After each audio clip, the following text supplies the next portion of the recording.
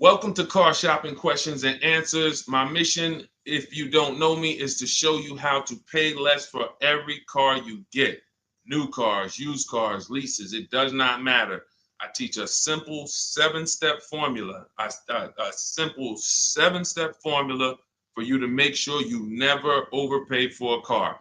And the first step is going to be, we're going to make sure we decide whether we should be buying or leasing our next car. The question of buying or leasing your car is a question about how long you're going to keep it. The second thing we do is make sure any car we have right now, we have to get the most money we can for it. That is a big deal. You cannot focus on the car you're buying without focusing on maximizing the value of the car you have right now. If that car was worth 8, but somebody talked you into taking 6, you lost 2,000. So we call that an equity assessment. Then we do something called deal focused budgeting to make sure we know what a great deal should look like. Then we make sure the car we're looking for, we go test drive it. We make sure it's a great car, do some very simple 5-minute research on it on Google. Then we move into step 5, which is getting 5 offers on every car. And then we move into paperwork. Then we take delivery. 99% of that is done from home. And that's why everything we teach is called Cars from Home. In fact, everything we'll be talking about is out my new book. It's a digital book called Cars from Home. It's 5-star rated. You can Google it, and you can get your copy for 75% off in the comment section on YouTube, in my TikTok bio. You will not leave the broadcast. You'll still be able to hear us. And in my Instagram bio and Facebook, we have a link for you to get your copy. So our first question comes from hold on one second. We'll get into our first question. Keep typing your questions, y'all. So Dolan's gonna pull them all in. I just got a message that we're having a little trouble with Facebook here. So our first question though is gonna be from Vanity on TikTok. She says she wants to lease. She wants to do it in her business name though. Okay, great question. We'll get to that in 10 seconds. Hang on one second. Okay, we're on the right page. Boom.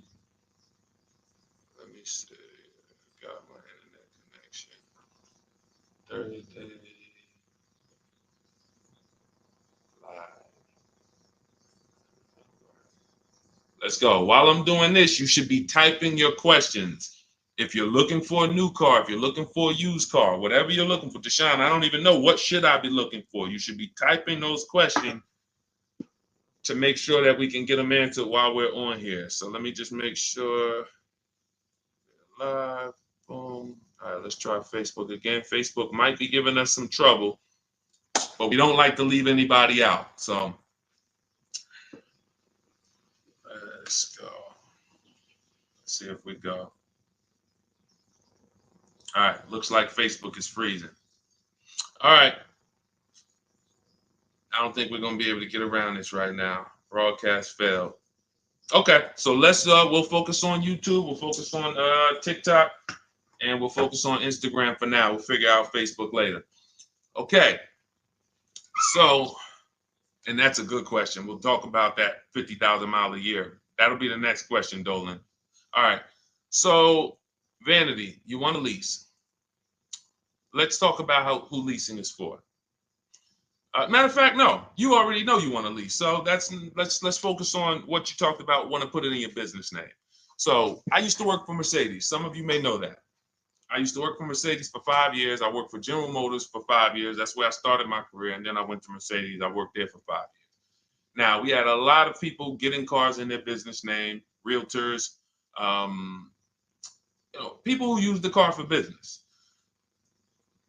And then you had commercial leases. Then you had people who did like big business. They were putting cars in their business name and they needed commercial financing.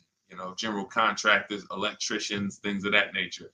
Most people, that's not going to be you. You're like the realtor. You are using your car and you're trying to see, well, can I put it in an LLC? Now, here's the problem that you need to make sure this is not you.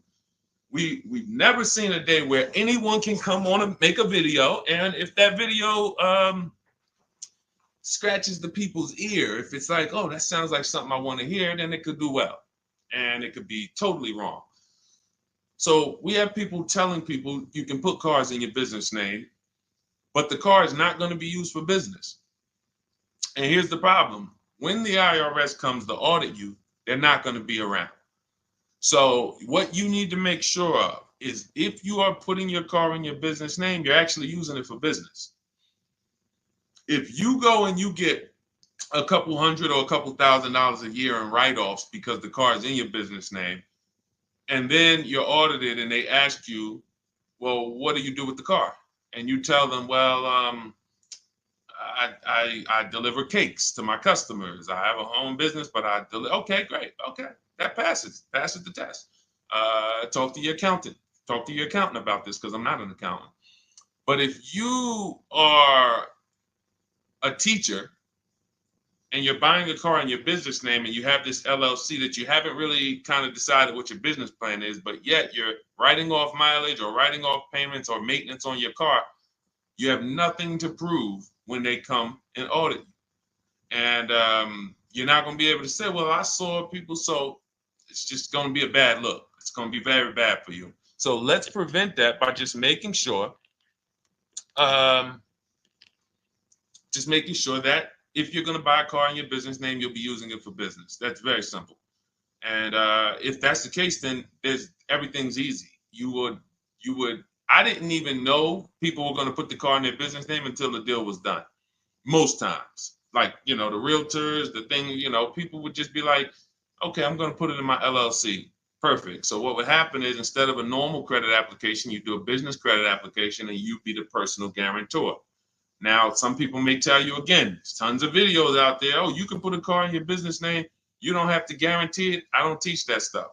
I've dealt with people who had fleets of vehicles that could not get a car in their business name without personally guaranteeing it. They had 10, 15 cars. Now, after you get, they might have not known because there's people you don't need that much, but it's not just easy to do. Maybe there's one bank that does, but again, I don't teach that. So if somebody said to you, you can put your car in a business name, no problem, no signing, no personal liability, then I always say go learn from that person how to do that. What bank does it? What car can I buy to do that? But the majority of people you're going to see are putting cars in their business name because they're using it for their job or they have a company, and that's it. Buy your car, learn to get your car to pay the best price for it, and then when they ask, whose name are you putting it in? You're putting it in your LLC's name. Super simple. It's not a hard thing to do. It's really based on your credit, but let me tell you something very important. I learned this the hard way. When I worked for Mercedes-Benz, I had a guy who came in, he bought an S550 from me. And he said, putting in his business name, all good. Now we get to the point where he calls me maybe a couple weeks after, and he says, hey, did the finance manager put the car in my business name? I said, yeah, absolutely. He said, it's still showing on my personal credit. I said, really? Because the whole point of putting the car in the business name is if you have two cars in the business name, the income from the business should be making sure that those $1,000 in car payments don't come off your debt to income. Don't come from your when you go and apply for new credit. If they see, wait, you got all these car payments, we're not giving you any more credit. That's the purpose, is they should not show because they're under the business. But there are certain banks, and in 2019, Mercedes-Benz Financial was one of them, who even if you put the car in your business name, they're showing it on your credit report. And again, that wasn't a happy day for me, but the finance manager didn't know either. So it wasn't even like, it was like, so I've been telling everybody since then, if your goal is to put your car in your business name so it doesn't show on your personal credit, make sure you talk to a finance manager that works in that brand and you make sure that it is not going to show, because sometimes it does. Great question. Go ahead, Dolan. I see we got a lot more questions coming in, so let's keep it moving. What's going on, Alex Rios? Good to see you, bro. Yeah, good to see you. Vicky, good to see you, Anthony Lewis. This is from TikTok. What's the best way to buy a Tesla? So you can't negotiate a price on a new Tesla. It's one price. You're going to order the vehicle. You don't have to worry about overpaying for the vehicle. Here's what you do need to concern yourself with. How are you going to acquire it? Are you paying cash? If you're paying cash, then there's no negotiation. You go, you drop your check, no problem. If you're leasing it, you need to make sure that you're not overpaying for the lease. We have something we could see. All right, let's get into the meat and potatoes of paying less than everyone and making sure we don't actually overpay for anything. We have something, the 1% lease rule has been around forever. That means if I'm looking at a $40,000 car, when I shop, if I get a payment under $400 with no money out of pocket, it's a steal. In my book, I call that the steal. We have 3 different types of lease outcomes. The steal is 1% or less. The deal is between 1% and 1.5. Time to chill is over 1.5. So, because I saw these people signing terrible lease deals. If you look at your payment, divide it into the MSRP, take your down payment out of it. You got to put your down payment back into, you got to do some math to say, all right, what would it have been if I didn't put that 3,000 down, that 5,000 down, and you just do like a sign and drive? If you divide that payment into the MSRP and it's over 1.5%, there's no value there for 12,000 miles per year. We adjusted. We got 15,000. Jen just got it. She just got her 18,000 mile a year lease because we do high mileage leases. That as long as we still have a great deal, there's nothing wrong with, oh, I shopped my best offer. It was 1.1 or it was 1.2 or it was 1, and then I adjusted the mileage, and now it, it's higher, but still it's a deal because you have to have a deal before you adjust your mileage. But if you do that and your payment's over 1.5%, there's no value in leasing that vehicle. You're paying too much money for a vehicle you're giving back. Say, what's up, Parth Patel? Good to see you. Same thing with 4-year leases. Add up all the payments. You'll see. I had to create these boundaries because people didn't know they're overpaying. People didn't know why. It's too much money for a vehicle you're not going to own. Leasing is a value play. It's okay, if I'm going to spend $400 a month, what's the most vehicle I can drive for $400 a month? Well, some people for $400 a month, they're driving a $30,000 vehicle. Some people for $400 a month, they're driving a $40,000 vehicle. Some people for $400, they're driving a $50,000 vehicle. There are people who, the better lease value you get, the more value you have. It's just, leasing is a value play. So when you add up all these payments, that's what you need. So that's what you need to concern yourself with if you're going to lease the Tesla. And if you're going to finance it, then you need to make sure that you are doing what we call the bank bidding war. I teach this in my book. If you want a copy of my book, you won't pay the $97 price. We have a book launch offer. It's 75% off. You can get your copy in the comment section on TikTok, on YouTube, or in my TikTok bios, or in my Instagram bio. It'll be in your inbox in literally 2 seconds. In fact, as soon as you pay, on that thank you page, you get 2 very important things. One is the link to open the book. I also email you a copy. And then I tell you, screenshot that page so that you can have the support email. I also have the support email for my team on the screen here on YouTube. This is only for book deliveries. Do not write us with questions. We have, this is how we help people. We have our boundaries of how we help people. I don't take questions from email. That is to make sure you get your book, just in case you type your email wrong. But in there, I teach something called the bank bidding war. So the bank bidding war is when we make banks and lenders compete for our loan. Rates are high right now. Even when rates are low, though, you should be making, you know how many banks and credit unions want to compete for your loan, but you're not giving them a chance? What's up, Jakara? You're not giving them a chance?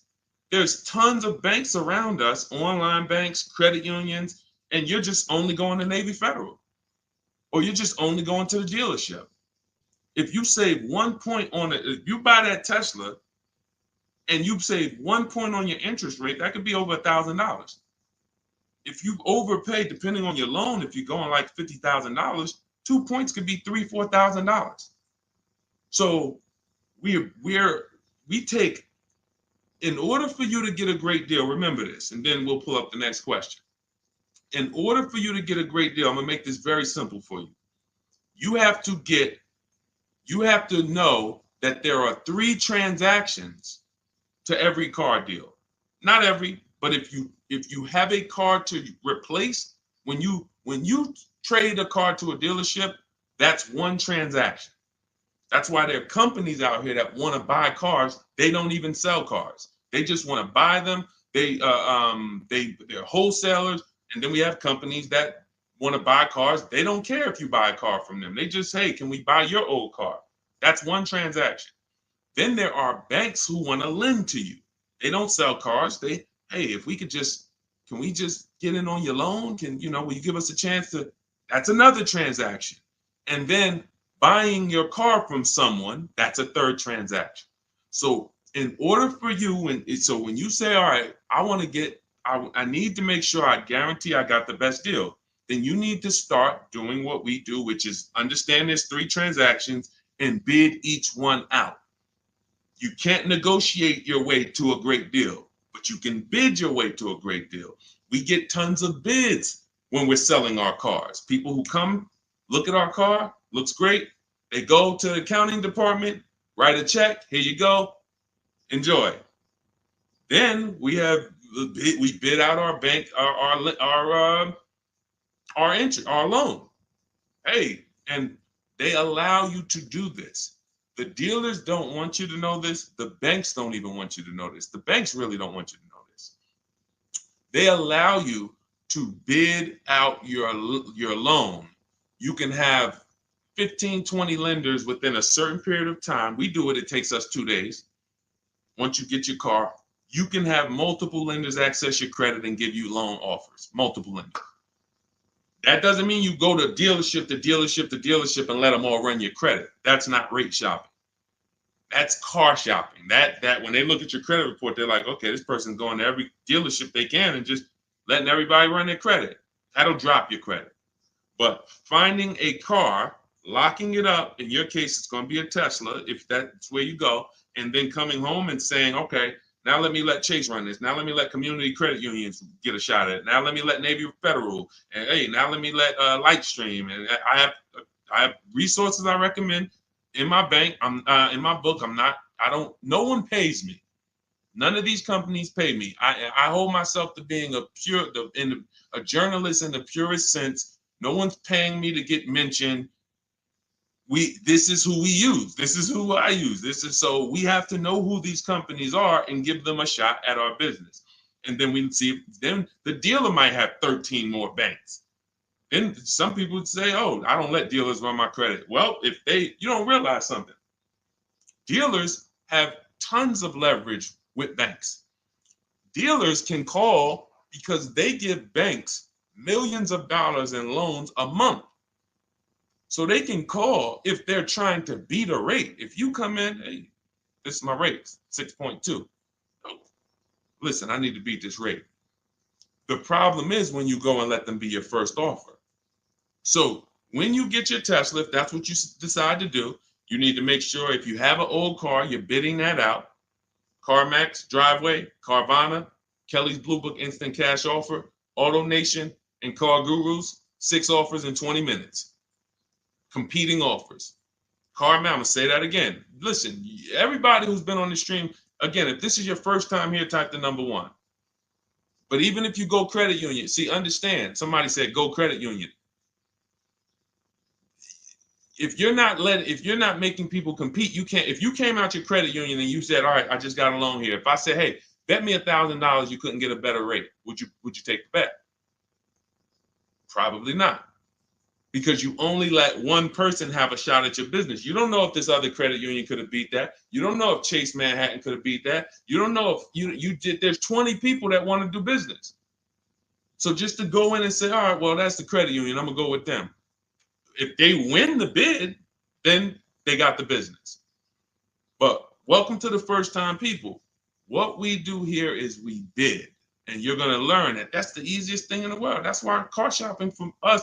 Look at people like Tote, BMW, $54,000 BMW, $690 a month, 1.26. She did it from home. Did it from home. Ended up saving $8,500 off, including the rebate. $8,500. Look, Benita, during the pandemic, I would love to honestly get someone on here who leased a Kia Telluride during the pandemic. I would love to see if your paperwork, if you did a no money down deal, I guarantee you're paying $800 a month, 700, 800, potentially 900 a month. Bonita got hers for 600 a month. Look, I always keep hers because some of you say, Deshone, when is the market going to get better? We've been making below market deals when there was blood in the street. That's it. As long as you know how to make people bid, you're going to get below market deals no matter what the market does. That's what, type a light bulb or type dollar signs if that clicks. The market wants you at the mercy of it. The market wants you thinking, well, all right, I think I'm gonna go in, Labor Day. All right, I know the holidays are coming up. That's marketing. They want showrooms full of people coming in thinking there's better deals this day, but there's not better deals. There's more competition for you. You have less room to negotiate when it's full, because the car sales people, when you start asking for too much money off, they're going to just escort you out because there's going to be a line of people behind you. Listen, Mr. Jones, hey, I'd love to do business with you, but we got people walking out the showroom. It's it's a busy day. We don't have enough salespeople. This is the best offer. It's less leverage when you go in there on a weekend. It's less leverage when you go in and the place is full. It's all perception. They're ringing bells. Ding, ding, ding, ding, ding, ding. You're like, okay, everybody's buying a car. I don't want to leave here without a car. That all works against you. That's why it's not about the market. It's about you understanding that I can get great deals today when I learn to make people bid while I sit at home. And that's what I want you to get in my book, Cars from Home. It's a digital book.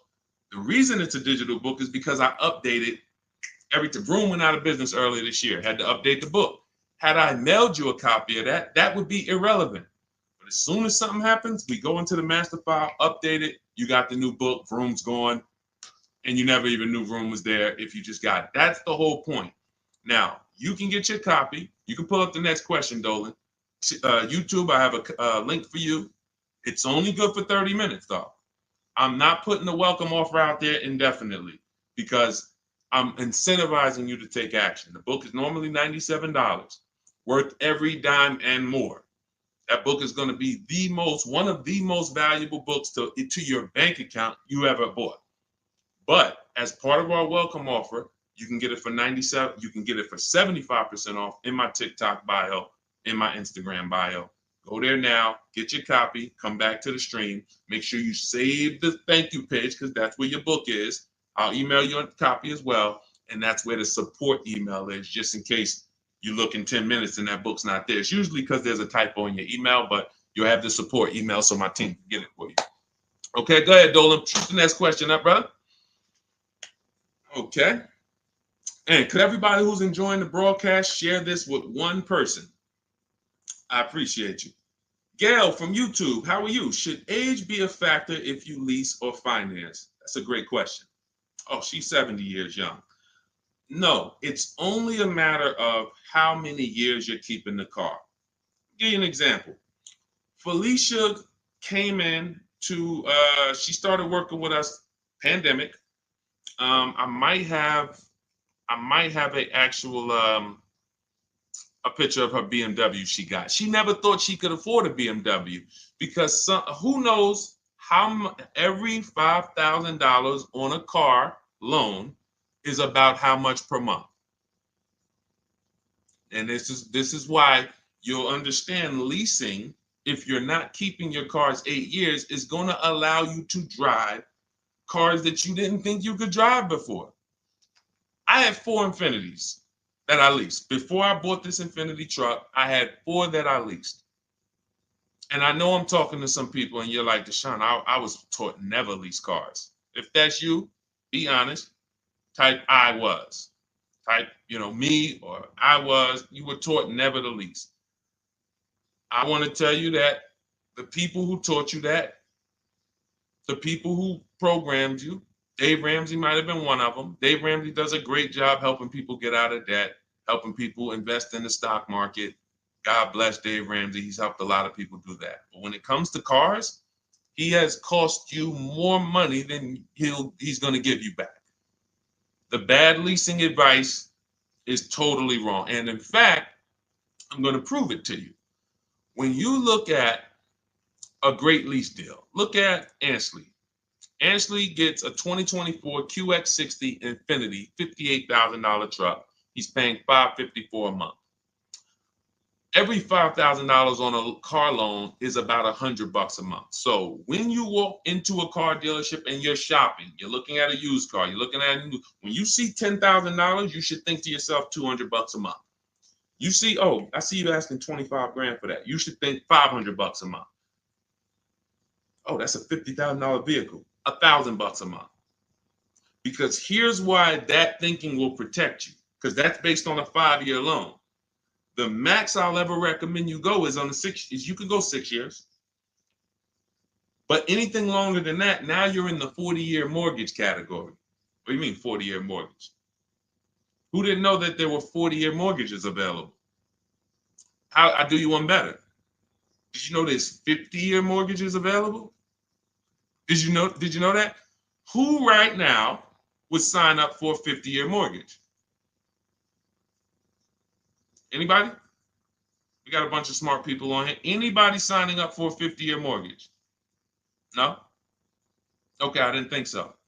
So when you go in and you see $1,000 car and you say, all right, every 5,000 is $100 a month. That's gonna cost me about $1,000. If you go in there like a lot of people do, and this is again, look, I gotta break the bad news to you. I know that some people like Deshone, I don't like bad news, and you're not gonna like what we do here. That's just it. But here's the thing: I don't leave you there. I give you the bad news to try to show you how much money you're losing, so that you can actually snap into it and get serious about this and start winning the way we win. If I just come to you and say, you're doing so good, your car deals are just so good, that used car you bought, man, you really paid a great price for it. You really got a quality car. You got a below market deal, but let me help you do better. You'd be like, no, I'm actually doing good. I have to come to you and let you know that if you don't know the new price of the used car you bought, you don't know how much it was when it was new. How do you know how much discount you saving? All of these things that is like bad news first, that's what we got to do. So when you say if you don't know that every 5,000 is $100 a month, here's what you do. You go into the dealership and you say, all right, you look at the same $50,000 car that should register at about 1,000, and you say something like this. Could you get that to like 700, something like that? Okay, how much money could you put down? I could probably put down like 10. Okay, even if you put down 10. Now that should, in your mind, if you went from that 50,000 to 40, you should be like, okay, well, even if I put 10 down, I'm still going to be around 800. But here's what they're going to do. They're going to put you into a loan that's so long, you're not going to even realize it. And I've had people come to me with cars and they're like, D, man, I think I'm ready to switch this car, man, but the dealer telling me I can't get out of it. I said, all right, how much you paying? All right, payment's not too bad. All right, you know how many years, how long is the loan? Oh man, I ain't even asked. Okay. You already telling me where we're going. This is gonna be bad. Man, you in a 96-month loan. You in an 84-month loan. That's what not having these things in mind becomes. So going back to Ashley here, if he walked in to get that same 2024 Infinity that he just leased for $554 a month with, look, first month's down, first month payment, he gave him $554, drove off in an almost $60,000 car. That would be $1,200 a month almost. $1,200 a month. I told you, 4 leases I had. Just Infinities. I had a G62 and then I had a Jeep Grand Cherokee as well. But 4 Infinity leases, these were $40,000 cars I was driving for under $400 a month. Cars that would normally cost, cars that people are out here paying $700, $800, $900 a month for.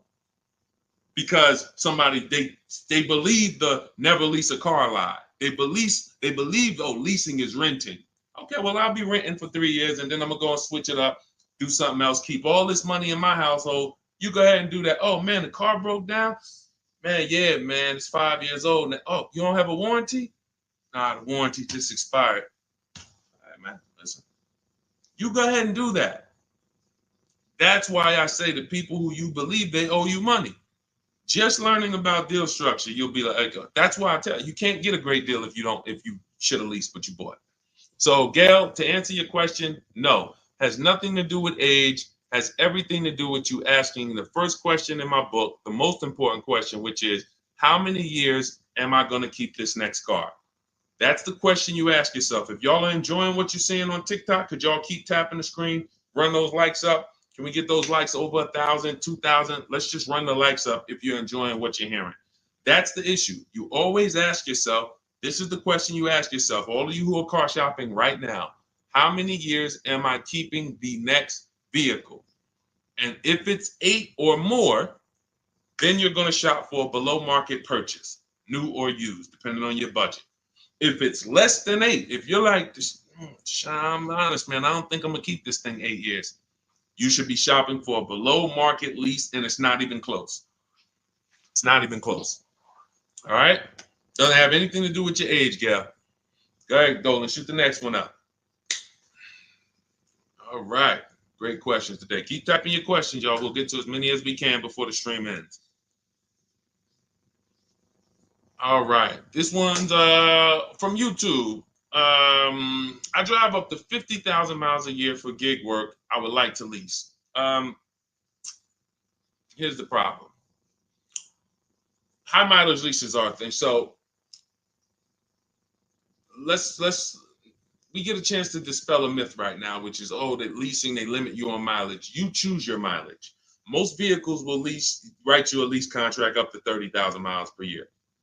And I learned this when I was a manager at Hyundai for 6 weeks. It was a rough dealership. It was on the highway. People were fighting in the back, drugs in the back. It was rough. So 6 weeks I was there, and then I was like, all right, this ain't for me. But in that time, I learned something that I had never learned before, being with GM and with Mercedes. Person comes in, they drop off their lease, and they're like, I go in, we got to get the mileage off the car. And I see it's like 72,000 miles on the car. And I said, wait a minute, hold on. You lease this? He said, yeah, I always lease, because every time I used to buy my cars, I come back 3 years, 4 years, I always had tons of negative equity. I had to write a big check or roll that over, which I know because this is what I was doing with my clients. Every single car, hey, you got like $8,000 negative equity. You got to roll that over. But once I saw how he was doing it, I said, wait, hold on. I looked at his contract. He was only paying like $175 more a month than the normal lease rate. Literally $175 more per month. He gets 25,000 miles a year. And I'm like, this is great. Because $175 per month more times 3 years is much less than if he brought that car back and had to write a $12,000 had $12,000 in negative equity, which a lot of you high mileage drivers continue to have. You have the worst negative equity more than anyone. Normal drivers who buy, but they should be leasing, they're going to have $5,000-10,000 in negative equity.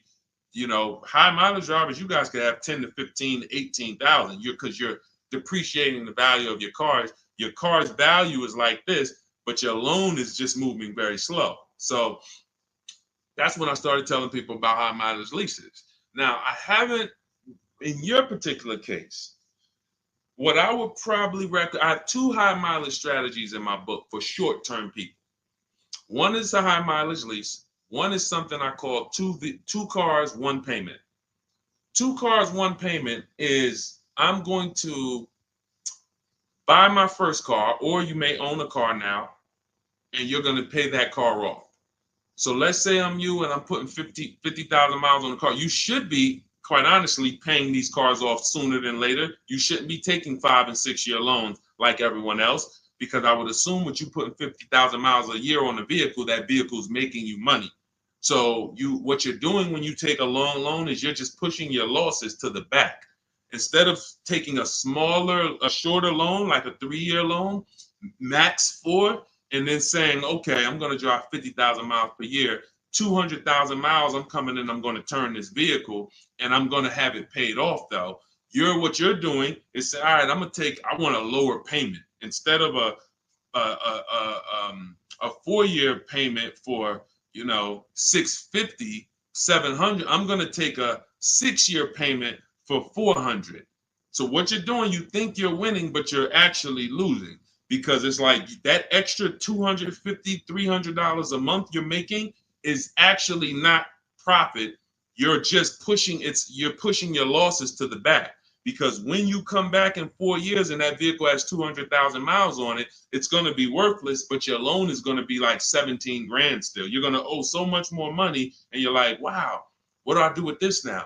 You have to roll it over. So the solution would be to take a shorter loan, take a shorter loan, and then turn the cars when you're ready to. They're paid off though.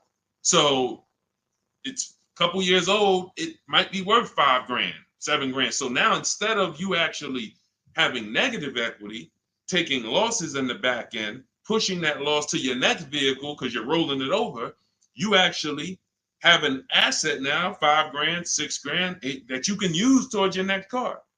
But it's all about knowing I'm going to take less profit per month. I'm not going to take the most profit per month and think that I'm going to be able to do this. So now, if you say, if the 2 cars, 1 payment strategy is, you would actually pay off 1 car and then you lease a nice car. So you maybe lease, once my first car is paid off, it has 2, and that first car needs to be something that is known for going 300,000 miles. Literally, very, very important. That first car, you need to, it's Honda, Toyota, something that you can look at the records and say, yeah, these cars go 300,000. Because once you actually get that 300,000 on that car, you still may want to keep it because it's highway mileage. It's highway mileage. So I'm gonna have my car that I put my mileage on. I'll put maybe 25,000 on that Honda a year, or even 30,000, and then I'll have my lease that I lease for like 15,000 miles a year, or 20,000 miles a year. And then I got my nice car. I switch every 3 years, and I got my lease car. I got my mileage car to balance it out. That's 2 cars. You're always gonna have 1 payment. So that's really 2 strategies for you to consider: buying a car, taking out a short loan, switching the car every 4 years or so, and not leasing. Just literally run the miles up, make your money on it, come back, do it again.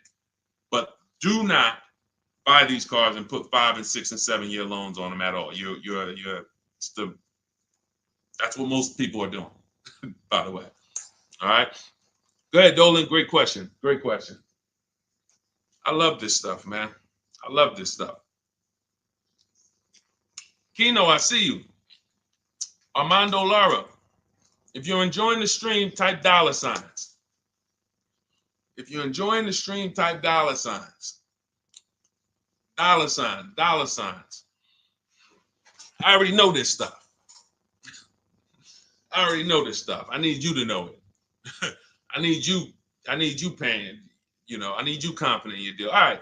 TDA Tastemaker from Instagram. If I have a car in my possession, but I defaulted on my loan, but I still have the car, what's the best way to get my title? I don't know. You're not paying the loan, you defaulted on it, and you're trying to get the title. No way. There's no way. They're not going to release the title until it's paid off.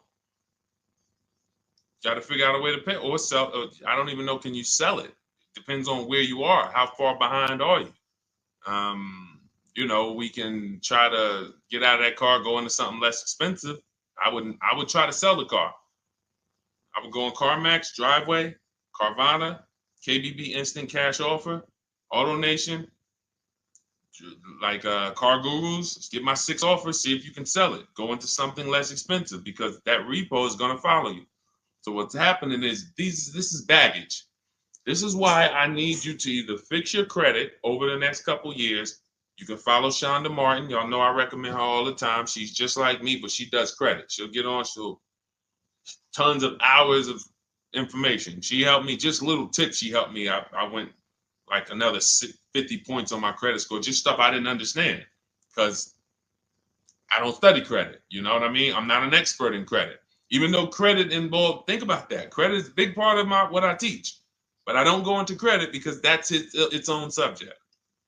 So Dave Ramsey would be like, hey, well, a lot of my people are buying cars. I guess I'll talk about that too. No, let the experts talk about that. You go find the experts and bring them to your people. So I always say, I don't talk credit, follow the experts. But when there's negative equity and bad credit affect your car deals. So the mission is, how do I make deals without negative equity? You got to know the cause. You should be leasing, but you keep buying. You should be shopping for below market leases, paying cents on the dollar, but you keep buying. Second cause, the second thing affects your deal is bad credit. So we got to make sure that we are working on our credit, and until your credit is fixed, you should be driving something inexpensive. Get the least expensive car you could afford. I mean, that'll Facebook Marketplace, drop $2,000, $3,000, $4,000. Find someone who's an owner. You want to find someone. I picked up a car because I work from home. We have another car. We got the Infinity truck. I picked up a car from a grandfather. He was 98 years old, and he owned it for 10 years, and it had 70,000 miles on it. It was an '08. I said, listen, how much? He said, $3,700. I said, all right, let's go. It's a great deal, and it's just my point A to point B car. Why do I need a car that I'm going to tie up a bunch of money in to go? I drive that car 1,000. If I drive that car 100 miles a month, 200 miles a month, that's a lot. You have to know, and I call this in my book, the SMART strategy. It's called saving money at the right time. If your credit is not right, you don't need to go out and try to flex. You need to be trying to get something inexpensive. Oh, but they're going, man, I can't pull up like this. Then you go ahead and be financially foolish. Go ahead, pay 19%. Go get the Dodge Charger you want and pay 20% on it. And you're gonna overpay for the car. Go ahead, do that. But don't say I told you to do that. So what I'm doing is I'm getting an inexpensive car that I'll find on Facebook Marketplace that an owner has had in their driveway. They know everything about it. Pick it up for a couple grand. Don't buy from these dealers who pose as owners who just got the cars from auction. You ask them, hey, how long you had it? Hey, what happened? They don't know anything about it because they just got it. And I'm getting an inexpensive car until my credit is established. And what I would be doing is literally driving that car for 18 months or 2 years, getting my credit right, and then I'm going to lease something brand new. And be like, Dad, so you just went from that car to pulling up with something brand new? How you do that? I had a plan. That's how we do. So all of this, everything I'm teaching is out my new book. It's called Cars from Home, 7 Steps to Saving Time, Money, and Avoiding Dealerships. It's normally $97. You can Google it. It's 5-star rated. I think we have, how many ratings do we have now? I think we have, thank you to everyone who's reviewed the book, who's rated it. I appreciate it. 58 ratings. Appreciate it. You can read what people say about it. You can see how they've used it. You can see everything. So you won't pay the normal $97 price. If you go to my TikTok bio, as long as you get there before that timer hits 0. If you went to that page and that timer started clicking, once it's 0, it goes back to $97. You won't get the 75% off. So go back, get your book, and then you can come back to the stream. But make sure when you get your book, you save the thank you page so you can have the support email just in case your book doesn't hit, you usually type your email wrong, you type in too fast. We'll make sure you get it. And then on YouTube and Instagram, you go to my bio, get your copy. YouTube and Facebook, we have a comment for you in the link. We have a link for you in the comments. Next question, Dolan. Go ahead, man. This one from Instagram. I'm doing a regular lease. I need help. Can you explain the 1.2? Okay. Can you explain the 0.125 APR again? Should that be close to my monthly payment? Can you help? I'm trying my best, but they're trying my patience. So, first thing you're going to understand is the 1% rule. All right. When we go out to lease a car, in our deal focused budgeting step, this is something in our step 3 in my book. It's 7 steps. It's called deal focused budgeting. That means we are budgeting for what a deal should be, not for what we could spend. So if we're looking at a car that's $40,000 and we're like, okay, I'm going to shop for that car. When we're basing everything on the 1% rule, which is 1%, a 1% payment is 0.01, 0.01, $400. So you take the MSRP, $40,000 times 0.01, $400. That's the 1% lease deal. Anything lower than that, now you don't get these deals by negotiating. We get multiple offers. Some people are like, Deshone, I can't get no deals like that. Well, we got tons of them. If y'all want me to show them to y'all, we got tons of them. But anyway, that's a steal. That's not a deal. I call that a steal. Anything less than this, you stole a vehicle. Now, the 1.5% rule, which is 40,000 times 0.015, that's the max. That's the max. We're not going higher than that because once you add that up for 3 years, 36 months, 21,600, that's right around the cap of where we're gonna, because you got 40,000 plus taxes and everything like that. So call it around 43, 45. You want to pay no more than like 21.6 over 3 years. That's the cap. And if that's the best offer, it could be the lease program. They don't have much support. They got a high money factor. They got not much rebates, high demand, whatever it may be. But once we get 5 offers, if it's over 1.5%, we don't get those cars. So now what this person's asking about is that middle point, which is 0.0125. So we take the 40,000, we say 0.0125, that's going to be 500. So anywhere under 1.5 is a deal. Anywhere under 1.5 is a deal. The lower it is, the better it is, the more value it is. But the lower it is, how does it get lower? You're not negotiating it lower. You're getting once you see all your offers, if your offers, and again, I don't know your name because it's not on here, but if your offers aren't $175 to $200 a month difference, then you didn't shop right. When you're looking at those 5 offers, thank you. I see everybody sending gifts on TikTok. I appreciate it. I forgot. And can y'all double tap the screen? Just get those. Can we get to 1,000 likes on here? Can we get to 1,000 likes on here? Can we double tap? Can we just keep tapping the screen? If y'all enjoying y'all spending time with us, can y'all help us get to 1,000 likes? Appreciate y'all. So this is where this is a midpoint. But here's what you don't do. You do not go into the, y'all done flew. Y'all about to fly past 1,000. Look, on 10 seconds. Shout out to TikTok. Appreciate y'all. All right, so you don't go in a dealership and say, oh, well, get me to this. I want to be at 1.25. I want to be at 1.5. No, you don't do that. Because here's the thing. Ansley, he got a 1% lease deal on this Infiniti. Look, Jen on her Subaru. She just on her Honda CRV hybrid. She got a 1.3 lease deal, $512 a month, $40,000 vehicle. You don't go in and say that. You shop the offers from home, and if y'all want to do it manually, you can talk to sales managers. You can try to get this done manually. We do this totally by email without talking, because I know you probably don't like talking to car dealers. Am I right?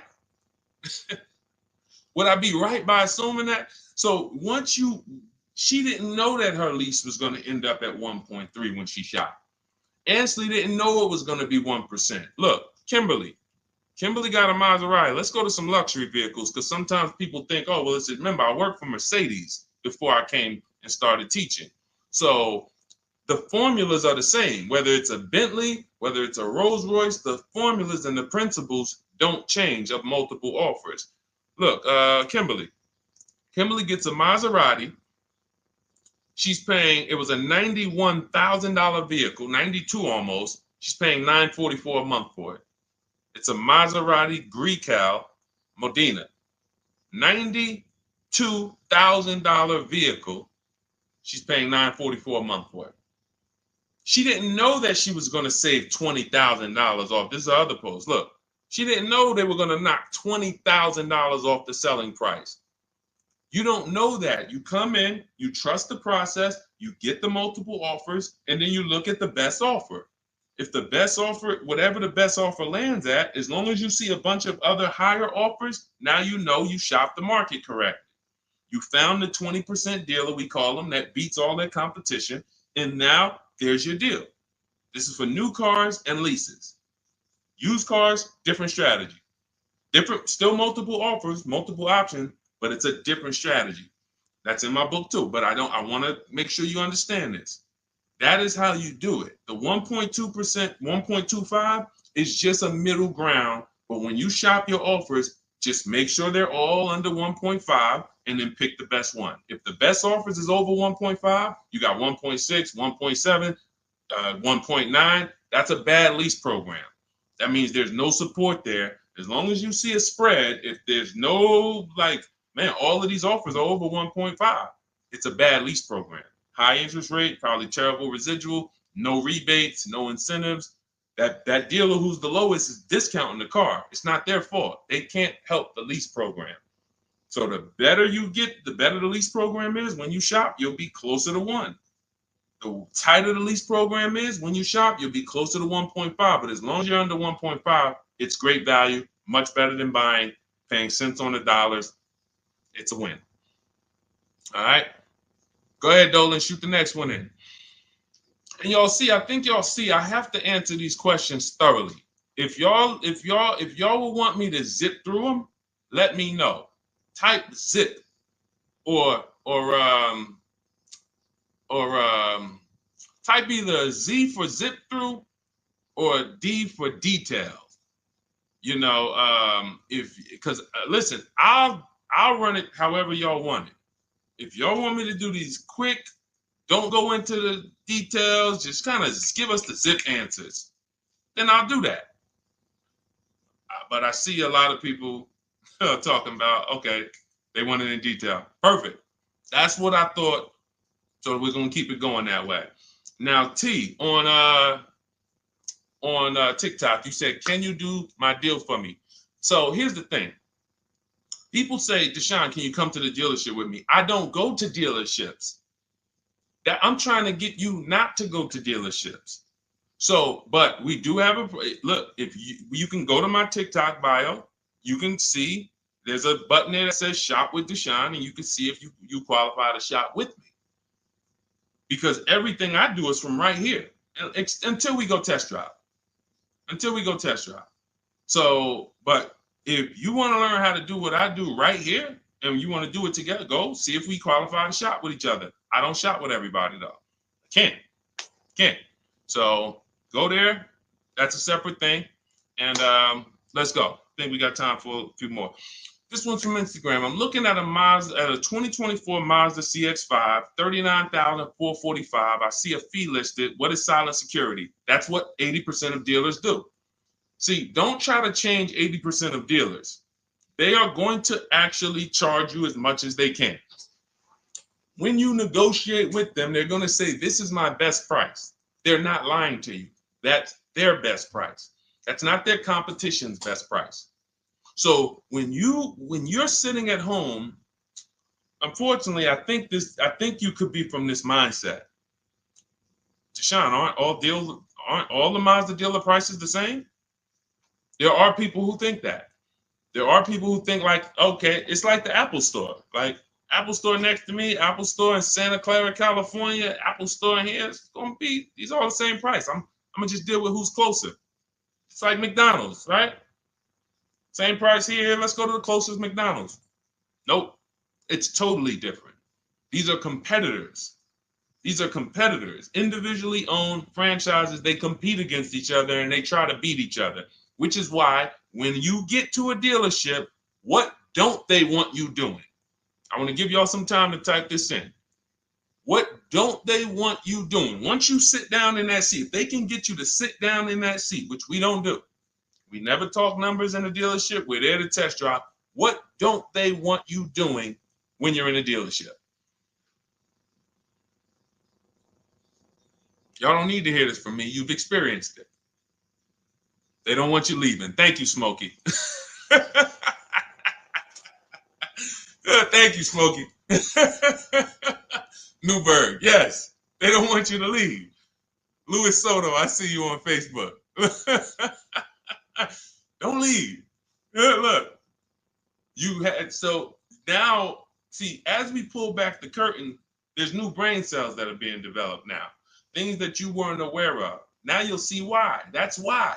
Because the last thing they want you to do is shop their competition. Their last thing is, hey, what can we do? Just tell me what we can do. That's why they're just gonna sit there. Hey, come on, tell me what's gonna make you happy. Well, what's gonna make me happy is you give me time, let me go home and actually, shop around a little bit. But is there a number? Is there a number that I could offer you where you wouldn't even shop? These are all trained questions to keep you there. I call them the showroom shackles. It's like as soon as you sit down, like a little, boom, little handcuff comes out. You can't go too far. So this is what you want to avoid like the plague. We do not talk numbers in dealerships. We don't talk to salespeople unless we're there for a test drive. These are things that everybody who I'm sharing with you, from Greg to Danielle with her Audi lease, Eddie on his pre-owned, on his Toyota, got a brand new Toyota last year, still during the pandemic. It was still, look, he said, I shopped around. I was able to get everything I wanted, plus more, $2,086 under MSRP in a 1 week window. 1 week. So this doesn't take a lot of time. Some of you like, Deshone, well, I only got a couple days. Could I make a deal in a couple days? Look, not even Eddie. I'll give you one better. Look at Ansley. Ansley's got his, Ansley, look, on his 2024 Infiniti, he said, look, I started the process Saturday. I accepted a deal Monday. I need you getting these deals in 90 minutes. 90 minutes. I have never gotten any car that I ever got spent more than 2 hours on the whole process. Never. From home. Now, I want you to spend more time than that shopping. Shopping is deciding what you want. Going test driving, going seeing cars, seeing options, looking at cars, deciding that. No rush on. We don't let anyone rush us on that. But when it comes time to get the below market deal, 90 minutes. We got the internet. Why should it take me more? We do everything we do. So look, 2 days, Ansley did it. This is what you have to do. Like, get out of that old process of being trapped in dealership and realize, Messing King, the dealership you're looking at is just one of many. The whole area around us is one big marketplace. If there's 25 Mazda dealerships around us, you're going to know. I'm talking to all of these people. They're fighting for my business in my email. They blowing my email up. They all want to sell me a car, and may the best dealer win. It's empowering. It's beautiful. So everything is in my digital book, Cars from Home, 7 Steps to Saving Time, Money, and Avoiding Dealerships. You can get your copy for 75% off as part of our welcome offer. How the heck did we go from 500 likes to 3,200 likes on TikTok? Shout out to y'all. We on 2 TikTok channels right now. But y'all done blew this one up. Appreciate y'all. In my TikTok bio is your copy of Cars from Home. You'll also get the bank bidding war blueprint for those of you who are financing, and teach you how to make banks and credit unions bid, and everything step by step. You won't pay the normal $97 price. You get there before that timer hits 0. You'll get it for $24, which is 75% off. Same thing in Instagram. Go to my Instagram bio now. Before the timer hits 0, you only got 30 minutes. Get your copy for $24 instead of $97. And on YouTube and Facebook, we have a link in the comment for you guys to get yours for 75% off. All right, Dolan, let's roll with I think we got time. Let's see how many. Go ahead, shoot the next one up. Looking at the clock. I have front bumper damage on my Ford EcoSport and 3,500 negative equity. What should I do? There's only 2 things you can do to get out of negative equity and into a new car. One of them, there's 3 things actually, but one of them doesn't get you a new car. Negative equity, I call the bad credit for people with good credit. It's the only time I see people will walk in the dealership with a 750 or 800 score, they leave with no car. Negative equity stalled the whole deal. So what you want to do is you get your bids, Young King, you get your bids from these companies, CarMax. This will take you 20 minutes. This is step 2 in my book, the equity assessment. We need to know what the real equity is, what the real negative equity is, and we don't do that based on an algorithm typing in 2,000 this, and then in 5 seconds This says, oh, your vehicle's worth this. Now go fight for it. No, we get offers. So you're going to go to CarMax, Driveway, Carvana, Kelly Blue Book, Instant Cash Offer, Car Gurus, and Auto Nation. You get those 6 offers. Now, the best thing for you to do is to close the gap and pay the difference. So whatever your highest offer is, if you have the money, I will pay the difference, because none of those higher offers are going to be as good as no dealer is going to be able to get close to your highest offer over there. Now, a thing for you is if all your offers are under 10 grand, you can list that car on Facebook Marketplace. I would sell it privately if the offers are around 10. Once you get to like a $12,000 car on Facebook Marketplace, you're really limiting your options because people need loans. So not too many people can come in and stroke a check for 10, 12 grand. So your buying pool is going to be limited. But I would go that route, because if they come in and they pay you $2,000 more privately, now you might only have to come up with $1,000 or $1,500 to close the gap. I would prefer you to do that, because then you get to do a clean deal. You get to go shop for a car, or when you're shopping for your car, once you get it, you're selling your old car to this buyer, and your deal is clean. You don't have to roll any baggage over. Now, if you can't pay the difference, you now have to bring baggage over. And unfortunately, you have to do what we have a curse word here. We don't say it much. I don't like to use it. It's a curse word. It starts with a T. Does anybody know the word that we use? Something we don't do. We don't do. But you're going to have to do it if you can't pay the difference between the negative. Thank you, Ivan. Trade. Thank you. I love my people. Man, listen, man. I love the people who locked in. You could tell the people who just like, man, Deshone, listen, I hear you, bro. My money's important to me. I can't be out here on a stream with you and not be getting what you're saying. Like, my money means something to me. Correct. Trade. We don't trade, because again, you're not going to get the most you can get for your item trading it. You get the most doing what I told you to do over the last 90 seconds, which is putting it on the market, multiple offers, competing, blah, blah, blah, blah, blah. So if you have to trade, then what would happen is you would have to shop for your vehicle, get your best offer, and then once you get your best offer, you would have the used car manager look at your car and say, okay, we're going to roll that over. So, you know, if your best offer over here would have resulted in $3,500 in negative equity, when you get your best deal here, they're going to now, it's probably going to be $5 grand in negative equity, because they can't pay those prices that Carvana and Driveway and Auto Nation, they can't compete with that. So now here's what you also could do, which I hope you don't do. You can go into a dealership and just say, hey, can you trade me out of that into a new car? I want to lease or I want to buy something. And they'll pretend you won't even understand the numbers. They'll just be like, all right, what payment you want to be at? You won't understand how much negative equity you have. You won't even understand that. Yo, dad, y'all, how I end up with 6,000 negative equity from y'all?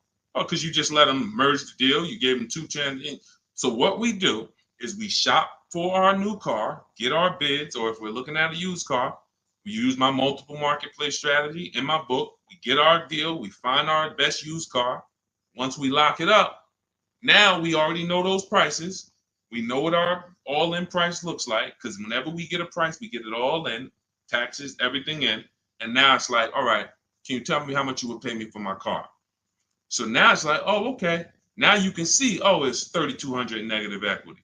You need to see the numbers. You don't need to. I want you to see them so that no one can be pulling the wool over your eyes when it should have been 3,200 in negative equity, but they're going to turn it into 6 because you just came in and said, all right, y'all get me into a car. Just make the payment nice. So we always separate our transactions and bid them out, even if we have negative equity. That's not going to change. But in your particular case, if you have too much negative equity, you can't pay the difference. You lose the ability to bid out your car, which is a major part of what we do. We bid out our car so we can maximize that. If you can't pay the difference, you now have to trade, and one step of the bidding process you can't do, which is why I say stay out of negative equity. You should be going into a lease. It's no way. Only people who should be going from negative equity to another finance is if you had an emergency. which means like, okay, Deshone, I had a small car and my wife just had twins. Like, you know, I had a two-seater, I had a coupe. She's having twins. Now we need a bigger car. I was going to keep it 8 years. I was going to keep the car 8 years, pay it off, keep it, but now this doesn't work for me anymore. The next car you buy needs to be kept 8 years, because if you go from negative equity, go finance another car, not lease it, and then take out another 6-year loan, and then 3-4 years in, you're like, okay, I'm gonna switch again. Now more negative equity. Instead of 35, you're gonna be at like 7 or more. And then, oh, let's roll that over. And it's just a repetitive cycle of always having a car payment, never paying the car off, and always have it paying for your old car in your new car. Negative equity, the devil to your car deals. The bad credit for people with good credit. Stay out of it. Learn the lease. All right, y'all. Listen, we just hit the hour mark. Great job. Thanks for everybody who tapped in. I hope you got a lot of value out of this. Again, some of you who are like, Deshone, I need the blueprint. I want everything you teach step by step. Walk me through each play. My book is called 7 Steps to Saving Time, Money, and Avoiding Dealerships. It's a digital book. It'll be in your inbox in literally 2 minutes. Go to my TikTok bio, use the 75% off link. Go there, you'll have it. But make sure as soon as you activate that link, Instagram too, you screenshot the thank you page. As soon as you pay, you get the thank you page has the book. You scroll down, it says click here to open your book. I also email you a copy, but I want you to have that support email just in case you type your email wrong or something and it's not there. You can get in touch with my support team so you can get your book immediately. YouTube, we have a link for you, as well as Facebook in the comments. Use the 75% off link. You won't pay the $97 price. But again, if you missed it, and that you was like, Deshone, I went there and that countdown is 0. It's back up to $97. It was a 30-minute offer, and I've been saying that for the last hour I've been on here. So it's still worth it at $97. There's no one who's going to get that book, use it, and be like, Deshone, that wasn't worth $97. You'll be like, Deshone, this is, I got a bunch of books on here. I'm going to end with this. I got a bunch of books on here. I'm going to be honest with y'all. I can't tell you if any of these books are actually saving me thousands of dollars. A couple. I got some good ones. Don't get me wrong. This will be a book, when you look at all the books you ever got, this will be top 3, guaranteed. Where you said, this book saved me more money than any other book that I own. Top 3. That's Cars from Home. And that's the standard we hold it to. It's already 5-star rated. And if you use it already, please go to Goodreads and add to the ratings. We'd love to see it. All right. I'll see y'all on the next stream. It's always a pleasure. God bless you. Keep winning. And make sure you send me your success stories by email. I want to see your car deals. All right. God bless.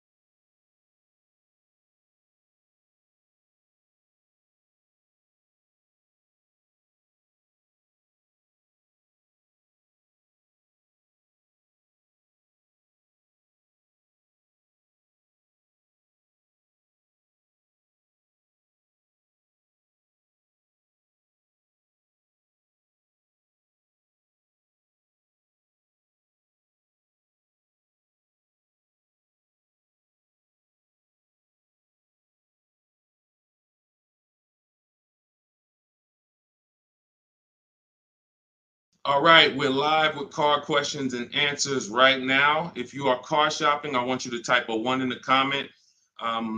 Right now, everyone's overpaying for cars. It is absolutely, it's crazy what I'm seeing right now. And as someone who spent 14 years in the car business, I cannot believe that people used to take car buying. People used to get okay deals. Back then, people weren't getting, hammered the way they're getting hammered now. But I see these deals. I get DMs all the time. People are sending me the prices they're paying, and I can't believe it, and I want to stop it. So what we'll be doing right now is making sure Anyone who's shopping for a car, I want you to start asking your question. We got our first question coming from TikTok. As you come in, share the broadcast with some, if you enjoy it, if you're enjoying what you're hearing as we talk over the next hour, tag someone in, because most likely one of the people that I'm talking about who's out here overpaying for cars is someone you know. So no, I guarantee you no one will ever be mad at you sharing my page with them. I don't tell jokes. I don't waste time. All we talk about is thousands of dollars and how to make sure you keep it in your pocket. This whole live will be sponsored by my new digital book. It's called Cars from Home, 7 Steps to Saving Time, Money, and Avoiding Dealerships. Everyone who types a 1 in the comment on Instagram and Facebook, I'm going to send you a link to get your copy at 75% off. Everyone on TikTok, you want your copy 75% off. It's an instant download. You go to my TikTok bio, you won't leave the broadcast. And everyone on YouTube, we have a comment pin for you so you can get your copy for 75% off. That's the blueprint. That's the guide. That's the step-by-step for leasing, purchasing, new cars, used cars, high mileage strategies, bad credit strategies, all step-by-step so that you can have the blueprint to make sure you're not one of these people out here that's overpaying. Okay, so first question came from Coral on TikTok. Will better incentives be coming out by December? You never know what incentives there are. People will lie to you about incentives. And in fact, when you walk into a dealership, if you ask them, do you have any incentives this month? What do you think they're going to say? Even if they don't have any, they're going to say yes. Because they're never going to say, no, we don't have any, come back next month. You'll never hear that. So how do we know what the real incentives are? And just so I can be clear, because I want to talk in a way for the most, even if we got high schoolers on here coming out of high school and want their first car, I want to talk in a way you can understand this. In fact, you might get this more than some of the adults who've been programmed a little harder because, you know, they've been doing the same thing for years. Incentives or rebates and low interest rates and anything the manufacturer puts on a car to help it sell more.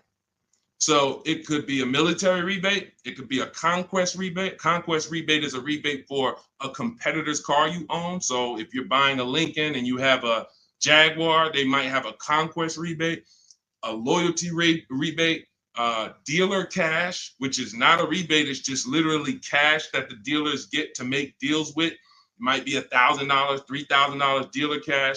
Federal rebates, we're seeing a lot of that with electric vehicles. There's no obligation for them to tell you about any of this stuff. If you go in there and you get a car and you didn't know any of this stuff existed, it's buyer beware. You lost. You don't get to sue anybody and say, wait, guys, I found out you guys had $7,000 in rebates you didn't tell me about. That's why it's our job to make sure we are getting the actual rebates. And how do we get it? We must shop multiple offers. Any car, and right now I'm talking to people. This is a new car and used. Some of the questions that we're going to get are going to be for new cars, leases. Some of them are going to be for used cars. This is a new car question. This is a lease question. Anytime you hear somebody really focusing on incentives, the only incentives you really get for used cars is if you're buying a certified used car, you might see a low interest rate. That's really one of the only incentives. A certified Honda might have a 1.9 interest rate. You're not going to see that. You're not going to see any rebates off a used car. But when it comes to new cars, oh my God, like I said, you could be $5,000, $10,000, $15,000 in rebates. In fact, Sean right here, check this out. Sean, who picked up his F-150 Lightning, I'm showing it on YouTube. So I know you guys on the other platforms can't see it, but on YouTube, Sean got an F-150 Lightning and the rebates totaled $15,500. When I worked for Mercedes, I sold a Maybach. It's actually called Maybach, but you know, most of you guys probably know it as Maybach. It had a $20,000 rebate on it. So if you come in there, somebody asked yesterday, we were live streaming, right? And the guy's like, how do I get them the invoice price? Invoice price, that's 2004 internet stuff. Without knowing that you're getting the biggest discount and all the rebates, you got nothing. And that's what you need to know. How do you do it? You got to realize 4 out of 5 dealers are going to lie to you. They're not going to tell you about all the rebates. They're not going to tell you about some of the rebates. They might say, hey, we don't have any rebate. And then later they'll bring them. The only way for you to get them is for you to get multiple offers so that you can see that. I always suggest 5 offers. I have a strategy in my book called the 25 to 5, where we connect with 25 dealers online. That gets us 5 offers. If you want to do it manually, you can pick up the phone, you can call, only ask for sales managers. Do not deal with salesmen if you are going to do this, because then you're going to be, I'm telling you, I spent 14 years in this business.